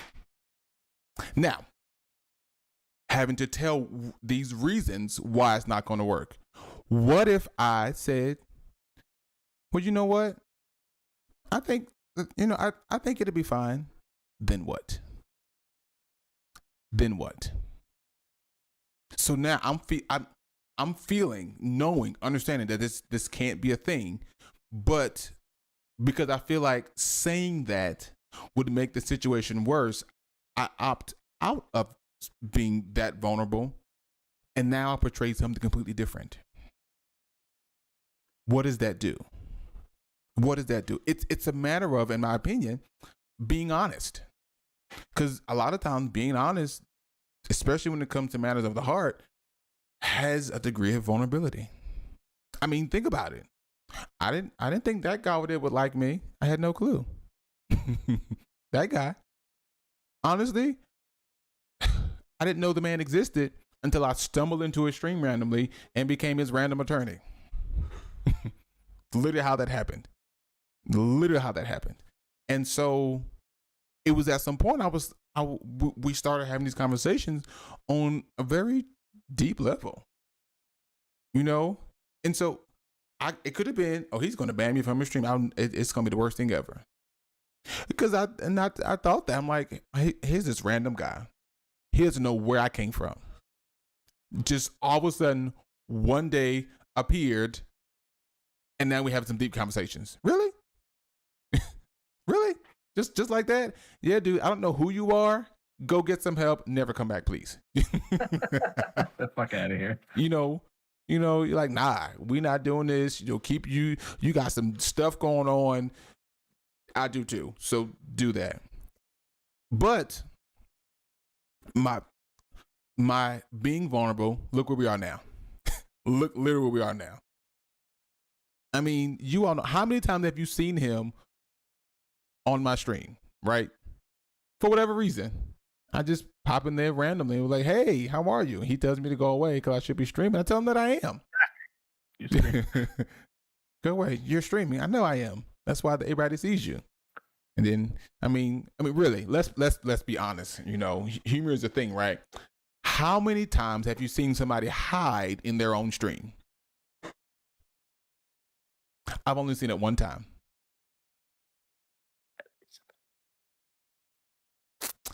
I'm like, he's literally hiding from me in his own stream. You've seen it 3 times. It doesn't happen often, mistress. It's a rarity. Wait. Yeah, but I mean, like, but that kind of relationship came as a result of vulnerability. It literally came from the fact of both of us being vulnerable. And so, have I felt that? Yeah, I have. But I felt that not being vulnerable would be much worse than the results of being vulnerable. I agree. I want to make a point to the question. Also, I want to bring up what Everset brought up too.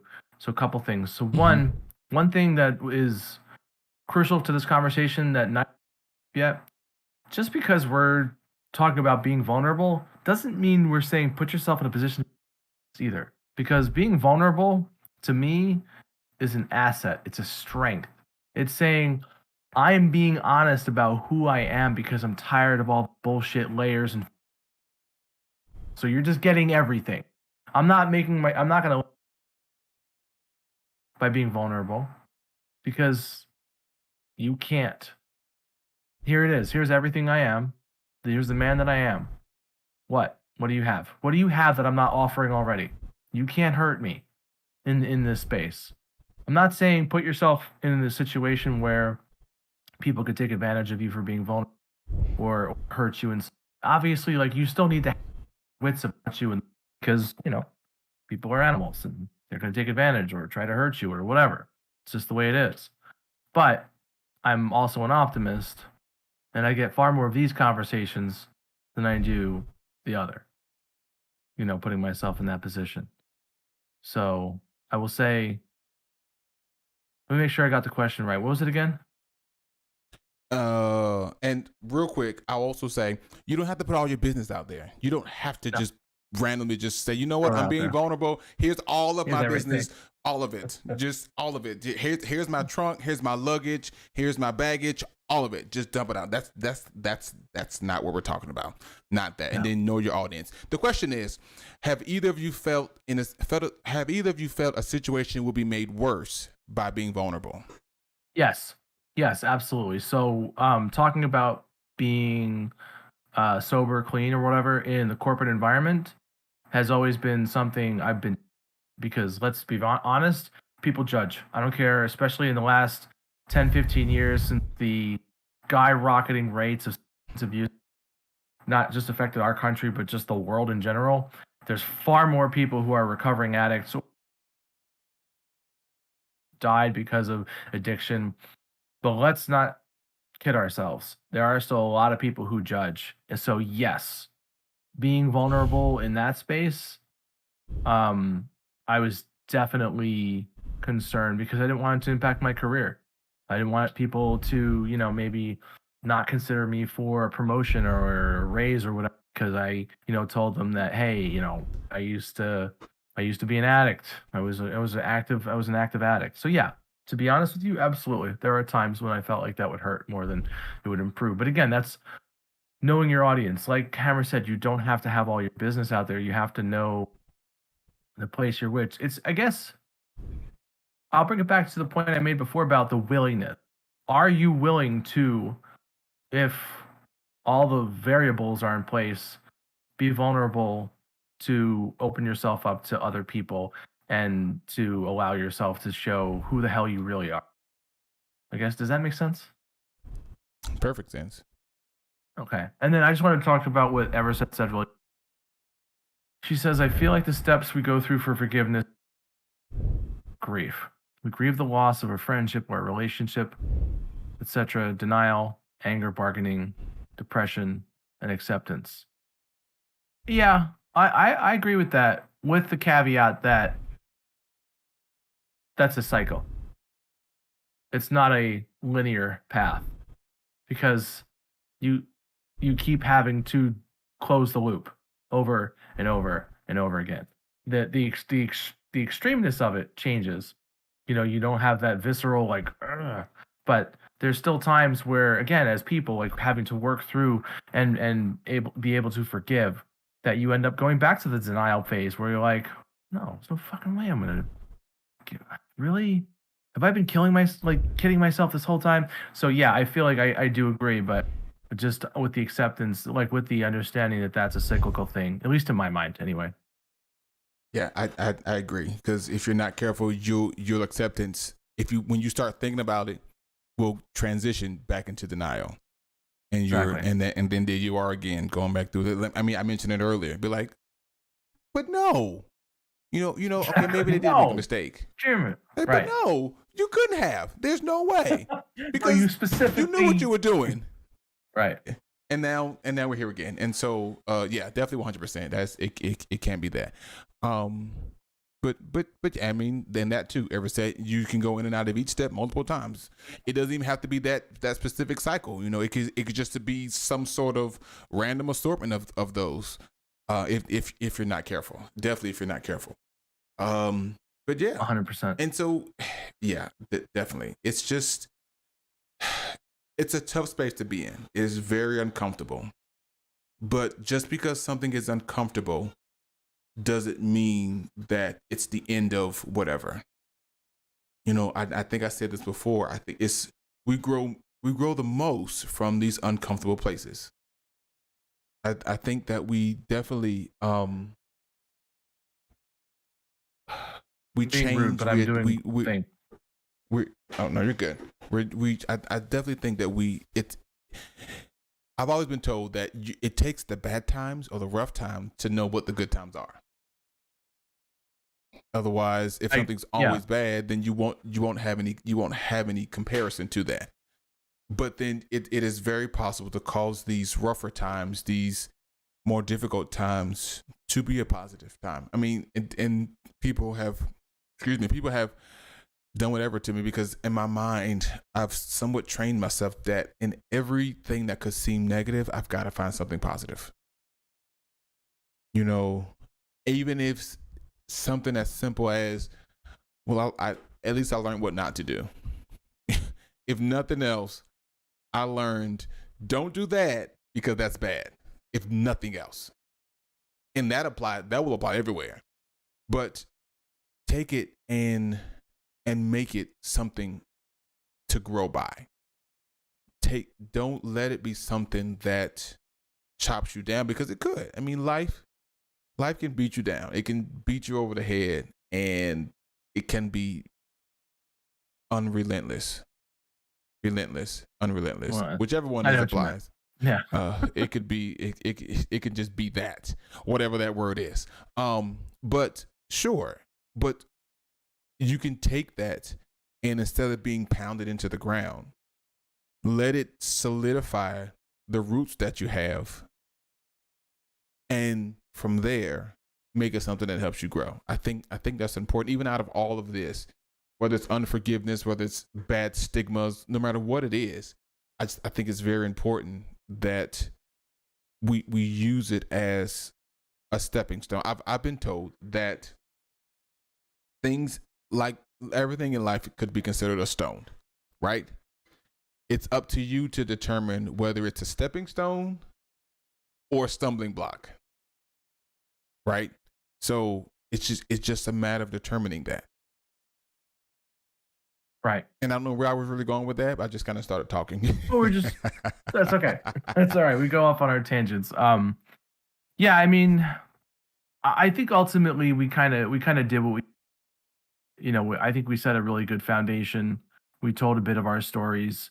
Um, but I think we could wrap up by talking about what it is that we want from these conversations. Like, we're not going to know until after, we've settled and kind of decompressed a little bit, how we want to proceed, and what, even what the folks in chat would want going forward. But, you know, our hope, because when we came to the realization, specifically talking about the conversation about what happened to my parents and what happened to Hammer's mother, and our similar thoughts on the thing, that's what brought us to this place. That was really the impetus behind everything. It's like, holy shit, we took these incredibly difficult situations and said, you know what? Probably the best thing that ever happened to me. Made me the man I am today because of X, Y, and Z. So I think going forward, like there's other things I want to talk about, like uncertainty, fear, Yeah. um, shit that should motivate us. Like, why am I a 40-year-old man in this position? Or, why is Hammer doing X and he wants to, I mean, like, there's a lot of other places we can go with these conversations. So, um, let's play a game. What do you want out of this? Like, you, Hammer, what do you want out of this? What do you foresee for us? I think I put this all in a simple statement, but simple few statements. I just want somebody to be helped. At the end, I just want somebody to be helped.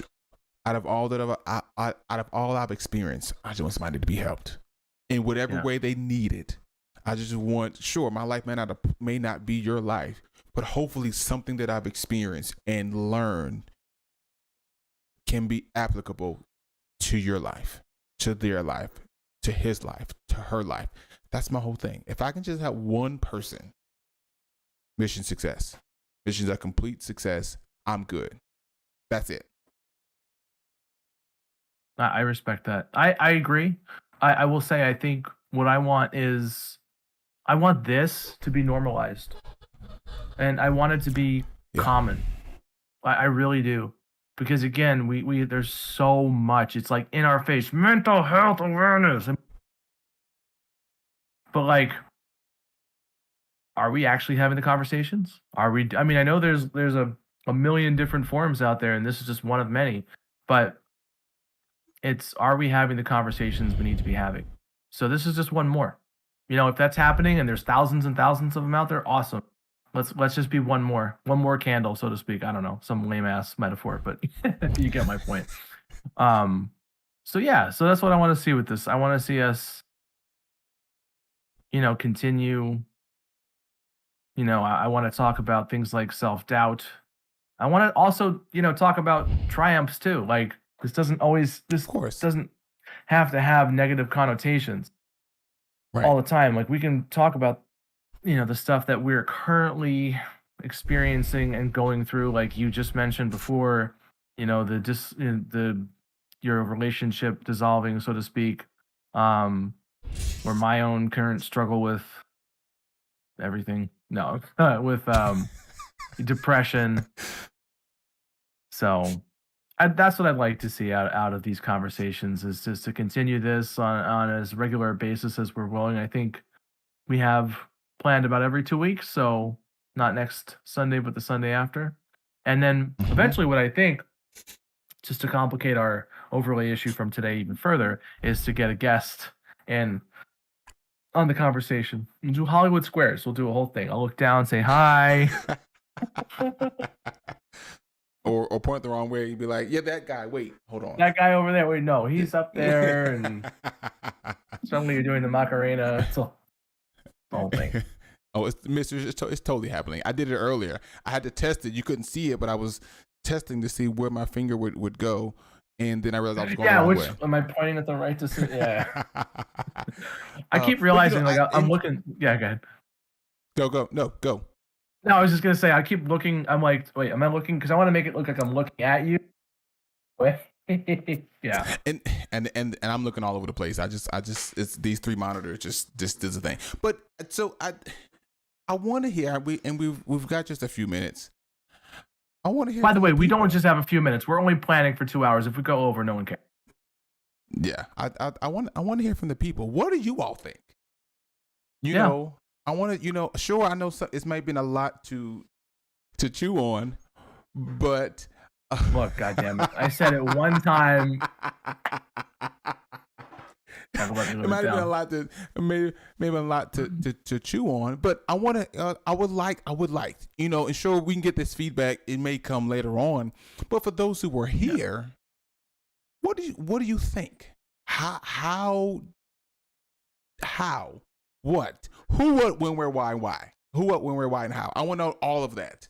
You know, just because, like, this is a pilot, right? That's what we market this as. This is a pilot. It's a show. We're We doing wanna this as a show. It's a thing. Yeah. And so we just want to see what you all think about it. We really want to see if you think this, you know, if you think it's the worst idea ever, please tell us. Be honest with us. Yeah. Right. If you think that Sid's overlay is terrible, please tell me so that we can take some time to work on it. You mind your business about my overlay. But seriously, we really want to know any thoughts that you have. We would love to hear that. Just again, because it was something that Sid came to me and said, I have an idea. I said, okay, shoot. This was his idea. I said, well, that's interesting. He said, well, why is that? Because I was gonna ask you the same thing. I was gonna literally bring to you the same idea, because something I thought about, and then somebody brought it to me asking, could this be a thing? And so of course we think it's the greatest idea since bread, not just the sliced kind, bread period. But we want to know what the people think. Whoever said, Mistress. No, go ahead. No, go ahead. Go ahead. You go. I'm done talking. I was going to read some of the feedback in case people are sitting on the fence or want to share something. Whoever says this is a much needed thing on Twitch. It's like I just said, you two could be /are two more lights in overwhelming darkness. Mr. says, what you discussed tonight put a light into what I have been doing or thought of doing. You're doing a great thing having these talks and I can't talk. I can't read. Opening eyes and even minds. Please keep it up. I will tune in every. Okay. Well, thank you for that really glowing feedback. I appreciate that. Yeah. Yeah, it's 100% appreciated, because we want to know. And so I don't have anything on my side unless somebody is furiously typing. If they're on the phone, I'm sure they're doing a lot of backspacing, because I do that too. Or you have just terrible words that don't make sense. But I appreciate that as well. You know, it's one of those things where, like Sid said, we had some sort of talking points, but for the most part, it was just fly by the seat of our pants, or and hope they didn't tear. I hope they didn't rip. It was literally just. Down. I didn't have a single thought written at all. I told him 2 days ago. I was like, I'm gonna do. I didn't do a thing. No show prep at all. And I don't feel bad because I don't have anything. I don't even have any paper around me. Nope. The most paper I have is sitting in this printer right here that is blank. Right. Exactly. Literally is blank. And so it was really just It was really just having a conversation, which is what we wanted it to be. I will say, Ken, he says, truthfully, this whole community has helped tremendously.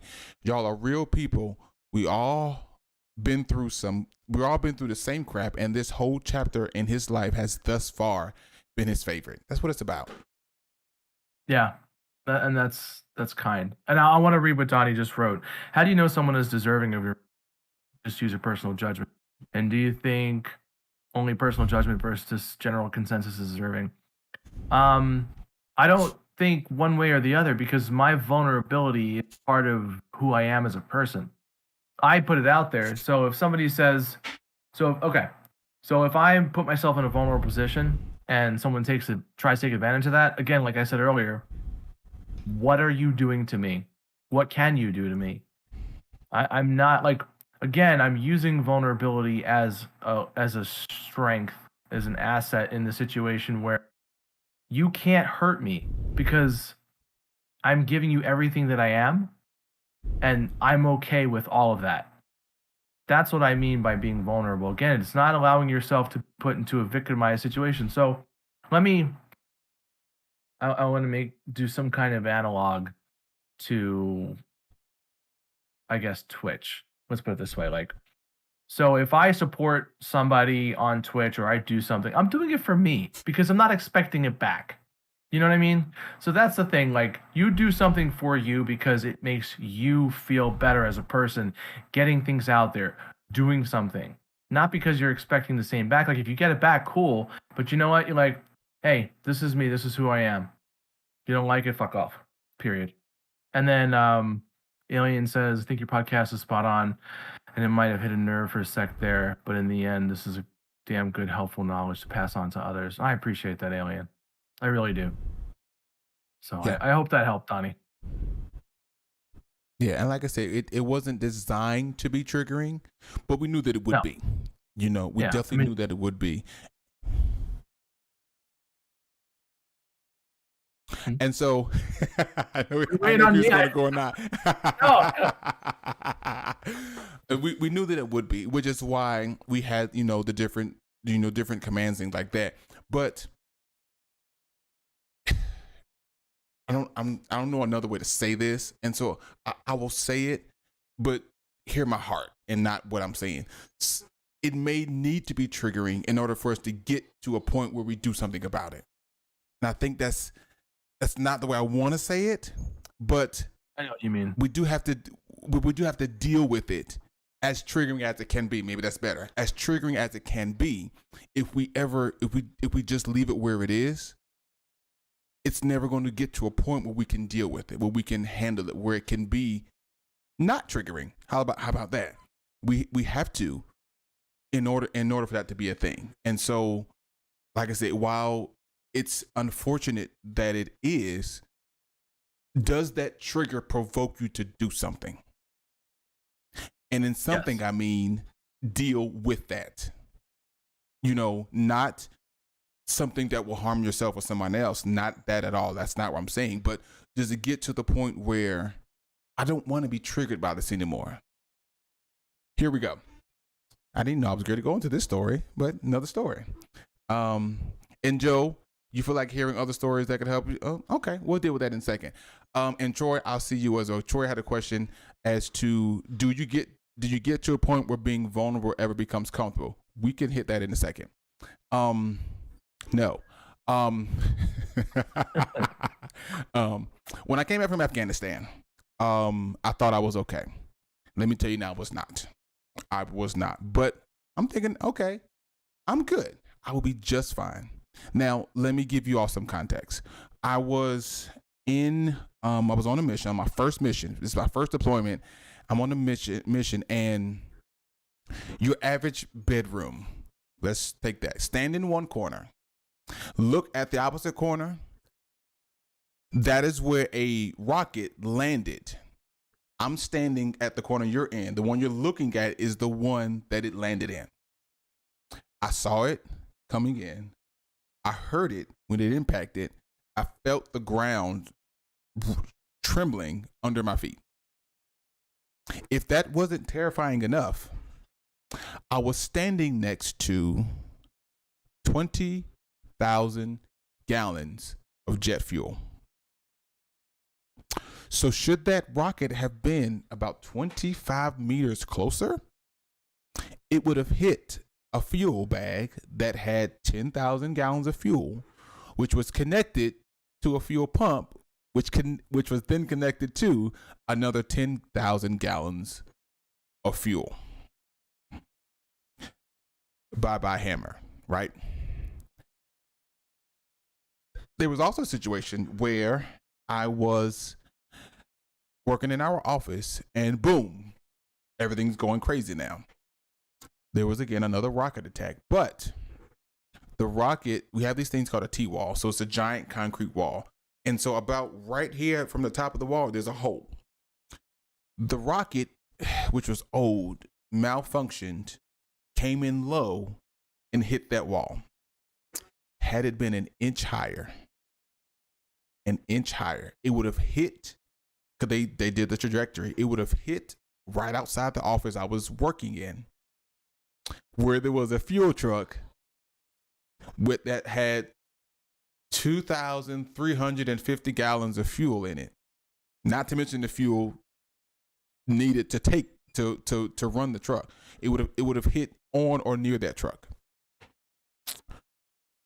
So people, quite naturally, those things do something to you. So I come home and I think I'm okay. I think things are good.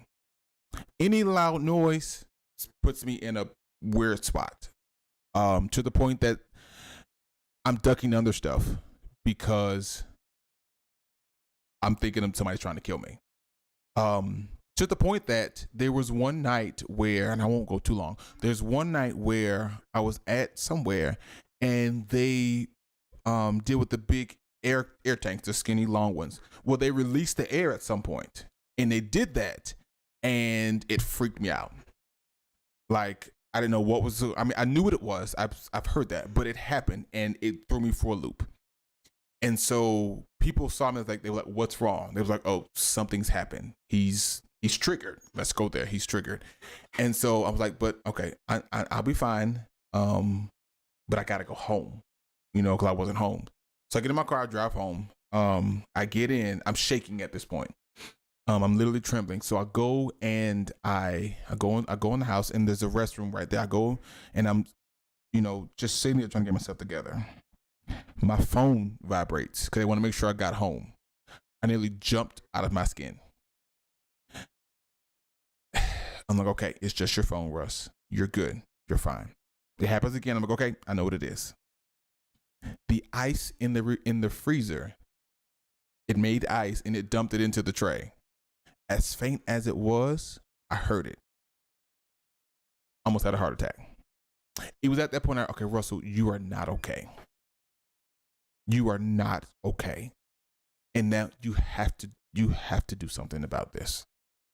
And so my point is, it took that happening in order for me to realize that I'm not okay. Because then it went into I waited. I didn't do that right away. Cause I'm like, you know what? I can do this. I'm Russell. I can do this. And I'll be just fine. Went into depression and anxiety. Because I can do this. Because then it became, why can't I get myself together? Why is it that I can't do that? I can do everything else, but why can't I what is wrong with me that I can't do this? And I went into a very quick downward spiral. So I finally reached out for help, right? And I'll be honest. You're looking at a disabled vet of 80% disabled, but 70% of that is PTSD. Because they have some weird, it should be something else, but whatever. 70% of my disability is as a result of diagnosed PTSD from not just those two events, but from that whole thing, and even other things that go along with that. And so it's from that they gave me these medicines. So I was on a medicine that, one for mood, to keep me kind of level, One was for anxiety. So 5. One was on 4. One was for anxiety. One was to help me sleep because, of course, I didn't do that. And then another was to prevent nightmares so that I could sleep. And so I was taking at least 4 pills every day. The anxiety medicine was one that you increased gradually. So at some point it got up to 7 a day. I had to take 4 of these until I got the higher dose. 4 of the anxiety a day, 1 for mood, 1 to help me sleep, and 1 to prevent nightmares. And I said, okay, awesome. At least I got some help. And I met with my psychiatrist twice a month. As things go on, well, I can tell you now, I don't take any medicine. I still meet my psychiatrist just for the sake of making sure we're good. I don't take any medicine because that empowered me to do things. Because when something happens, I'm like, okay, wait, Russell, wait, where are you? Okay, where are you? Okay, you are in a restaurant. That means nobody's trying to kill you. So then your fight or flight response doesn't have to be activated.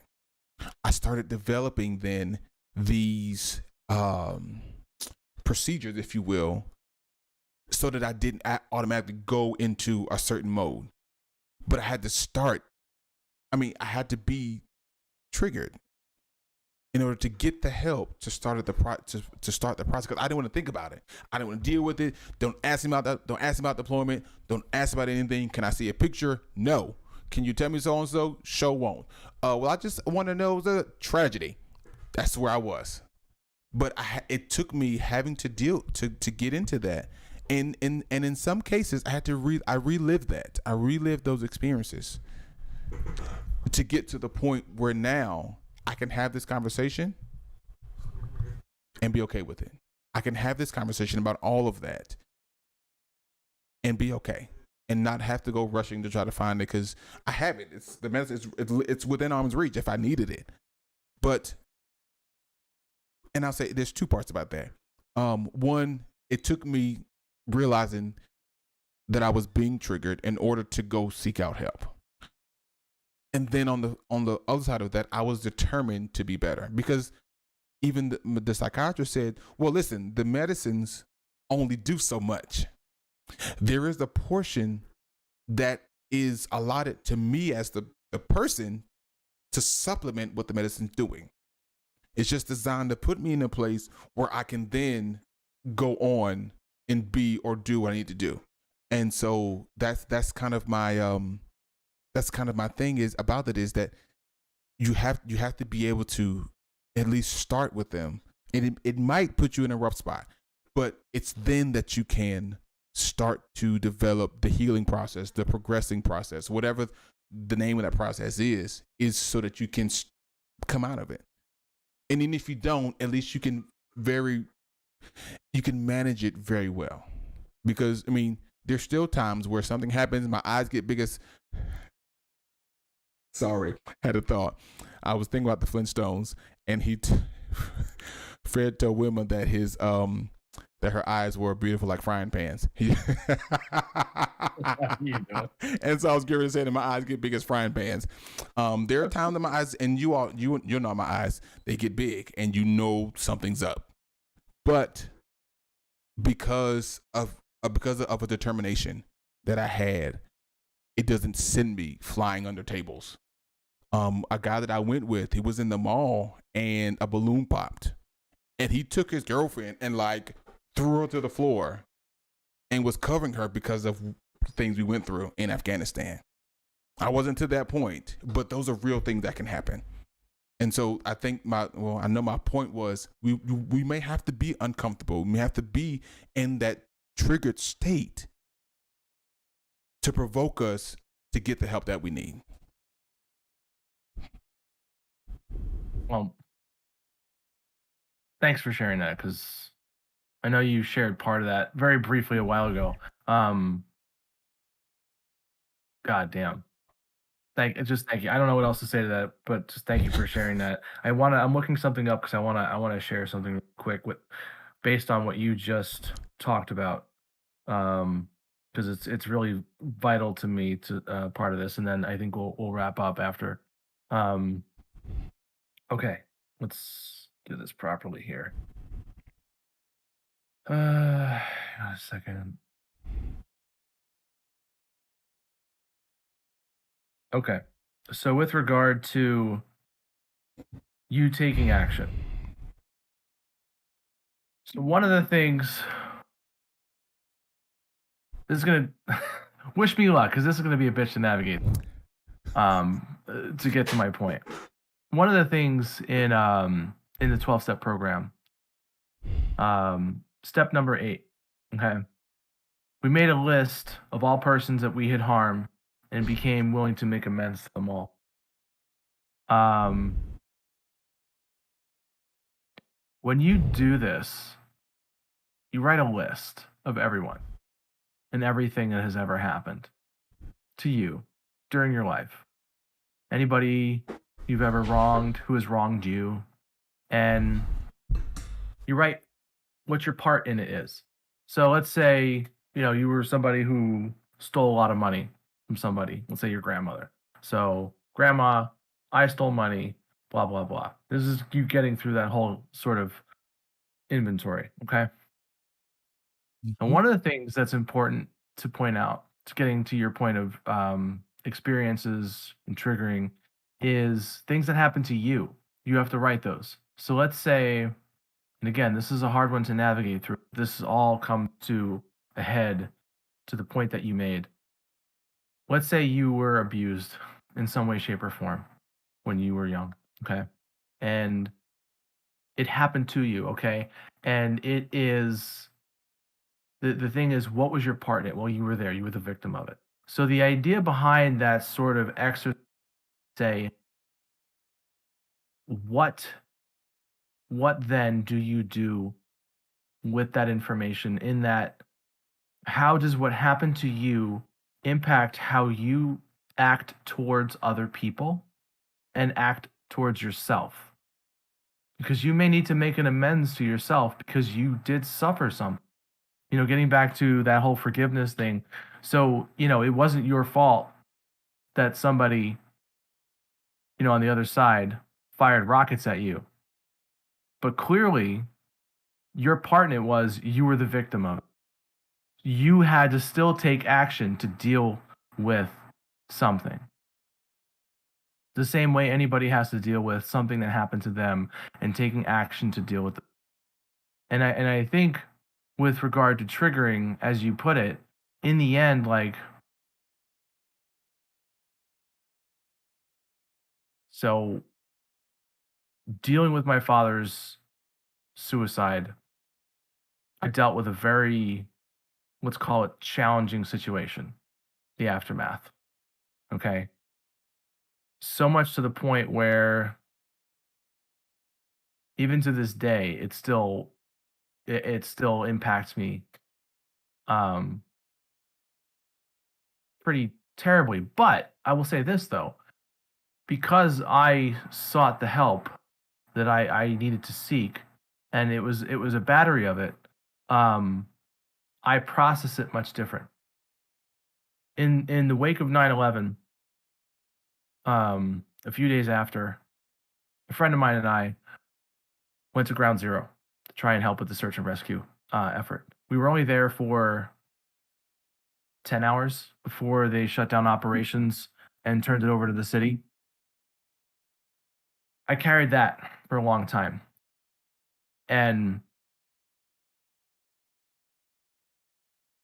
the things that sit with inside of us, the things that we should talk to mental health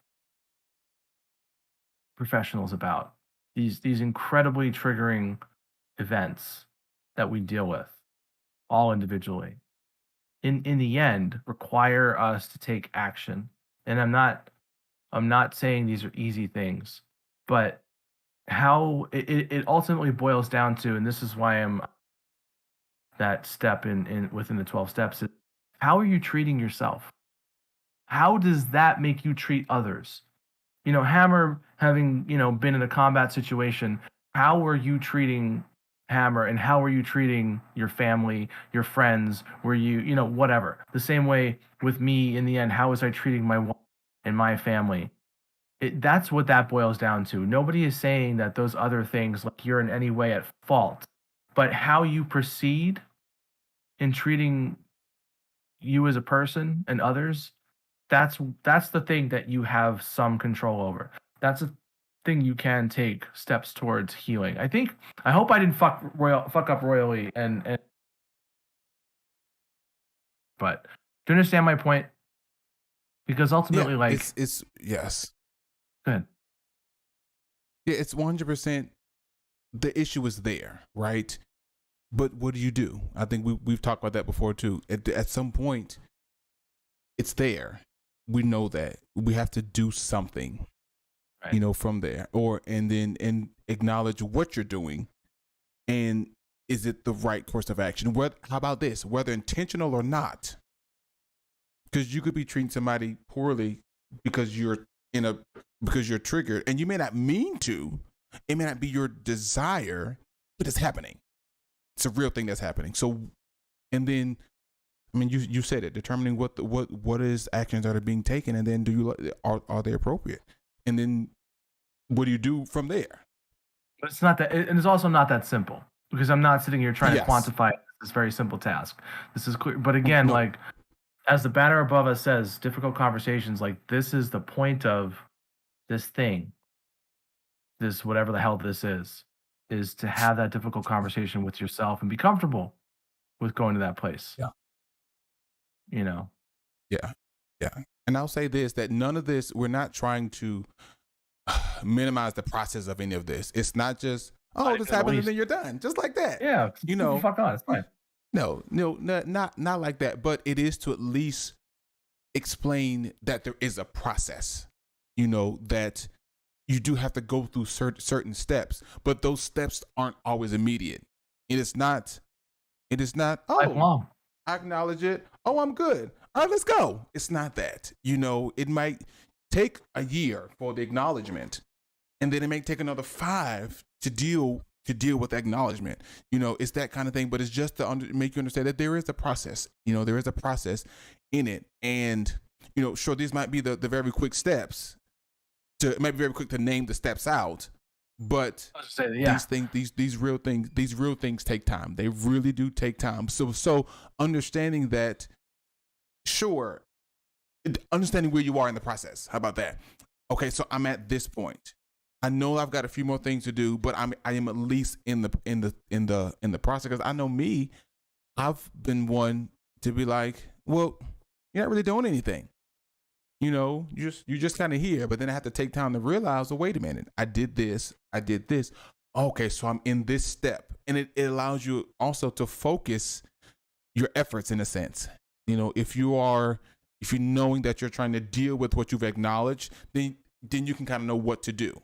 Because even in that step, you may have multiple actions in the one step from that. So I want to make sure that we're not giving the impression that, and we've said it, but just not that this, and you're great.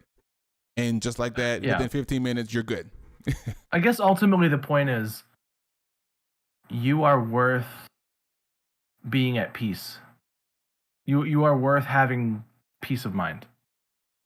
That's I think the message that I am trying to convey, and what Hammer's message.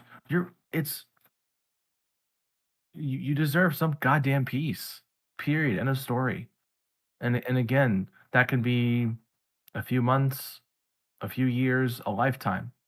Because some of the things that people talk about that we won't broach on this conversation or another one take a lifetime to deal with. But it is worth dealing with. And that's the message. Like, is we can sit here all night long and talk about all the disclaimers that we're not mental health professionals. We're not this. And also, I know even within that space of finding help is difficult. Navigating the healthcare system, that's a whole conversation for another stream, another podcast, not here. All those spaces. I mean, look, you're a veteran. The VA, I'm sure, absolute nightmare. We've all heard the stories. That's not the purpose of this. The purpose of this is just accepting, like, the conversation and the action that like the ability to want to say like, yeah, okay, I want peace. I want to do something. I want to be able to like start some kind of healing. I don't know. I think we're all over the point, but I think we got to our points. Yeah, hundred Ultimately. percent. But this was Uh, great. yeah, I hope so. I hope people liked it. I mean, we got some good feedback. What I learned from my career is listen. Donnie says that's Yep. 100% right. That's Hmm. 100% right. Listening is important.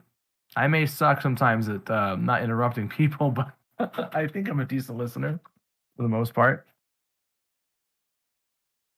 Or I So, just yell at them and tell them, "Hey, I was talking. Wait a minute." yeah, that's true too. Well, I think we did it, my friend. I We again, did if it. there's anybody left in chat and you want to continue this, if you have any want to share in stream, but you feel free to just message me offline. I'm not going to speak for Hammer, but just feel free to Same for me. reach out. Same for me. Okay. Same for me. If you want to reach out. There are mental health channels in both of our discords if you choose to use them. So please, there are people who are in there who will offer. And if anybody decides to be any other way, then you won't see them long. Those Yes, kind of things. exactly. So you do have those resources. So please, by all means, it's not this is not a one off thing. So we'll have these things, but you at least if you need to reach to somebody offline, definitely do that. Just for the sake, even if it's just bouncing ideas off each other. I do it to that guy all the time. Be like, I got a question. He's like, okay. Okay. Okay. Or I was like, or I mean, there's been times like I got an issue. Or I'll just come out and just stay with like the time I talked about being insecure. I was like, so something made me insecure. just right Yep. out there now. Not hey, not good evening, not how are you. I got a This is problem. how to We need to start a talk right now. conversation. Right. So please, definitely. All right. I'm good. What Vanessa says, she's glad that she caught some of this conversation. Thank you so much for doing this. Joey says, good point, correct direction. Joe says that yeah, it's good. So this is what we're here to do. Exactly. Let me just read these last two things, and then we'll wrap it up, I guess. My father died from squamous cell carcinoma. I mean, unless you don't want to, we can forever. Just make it a 12-hour stream. Which is a very aggressive form of skin cancer. Denial took a couple of weeks. The anger towards him and myself for it, years.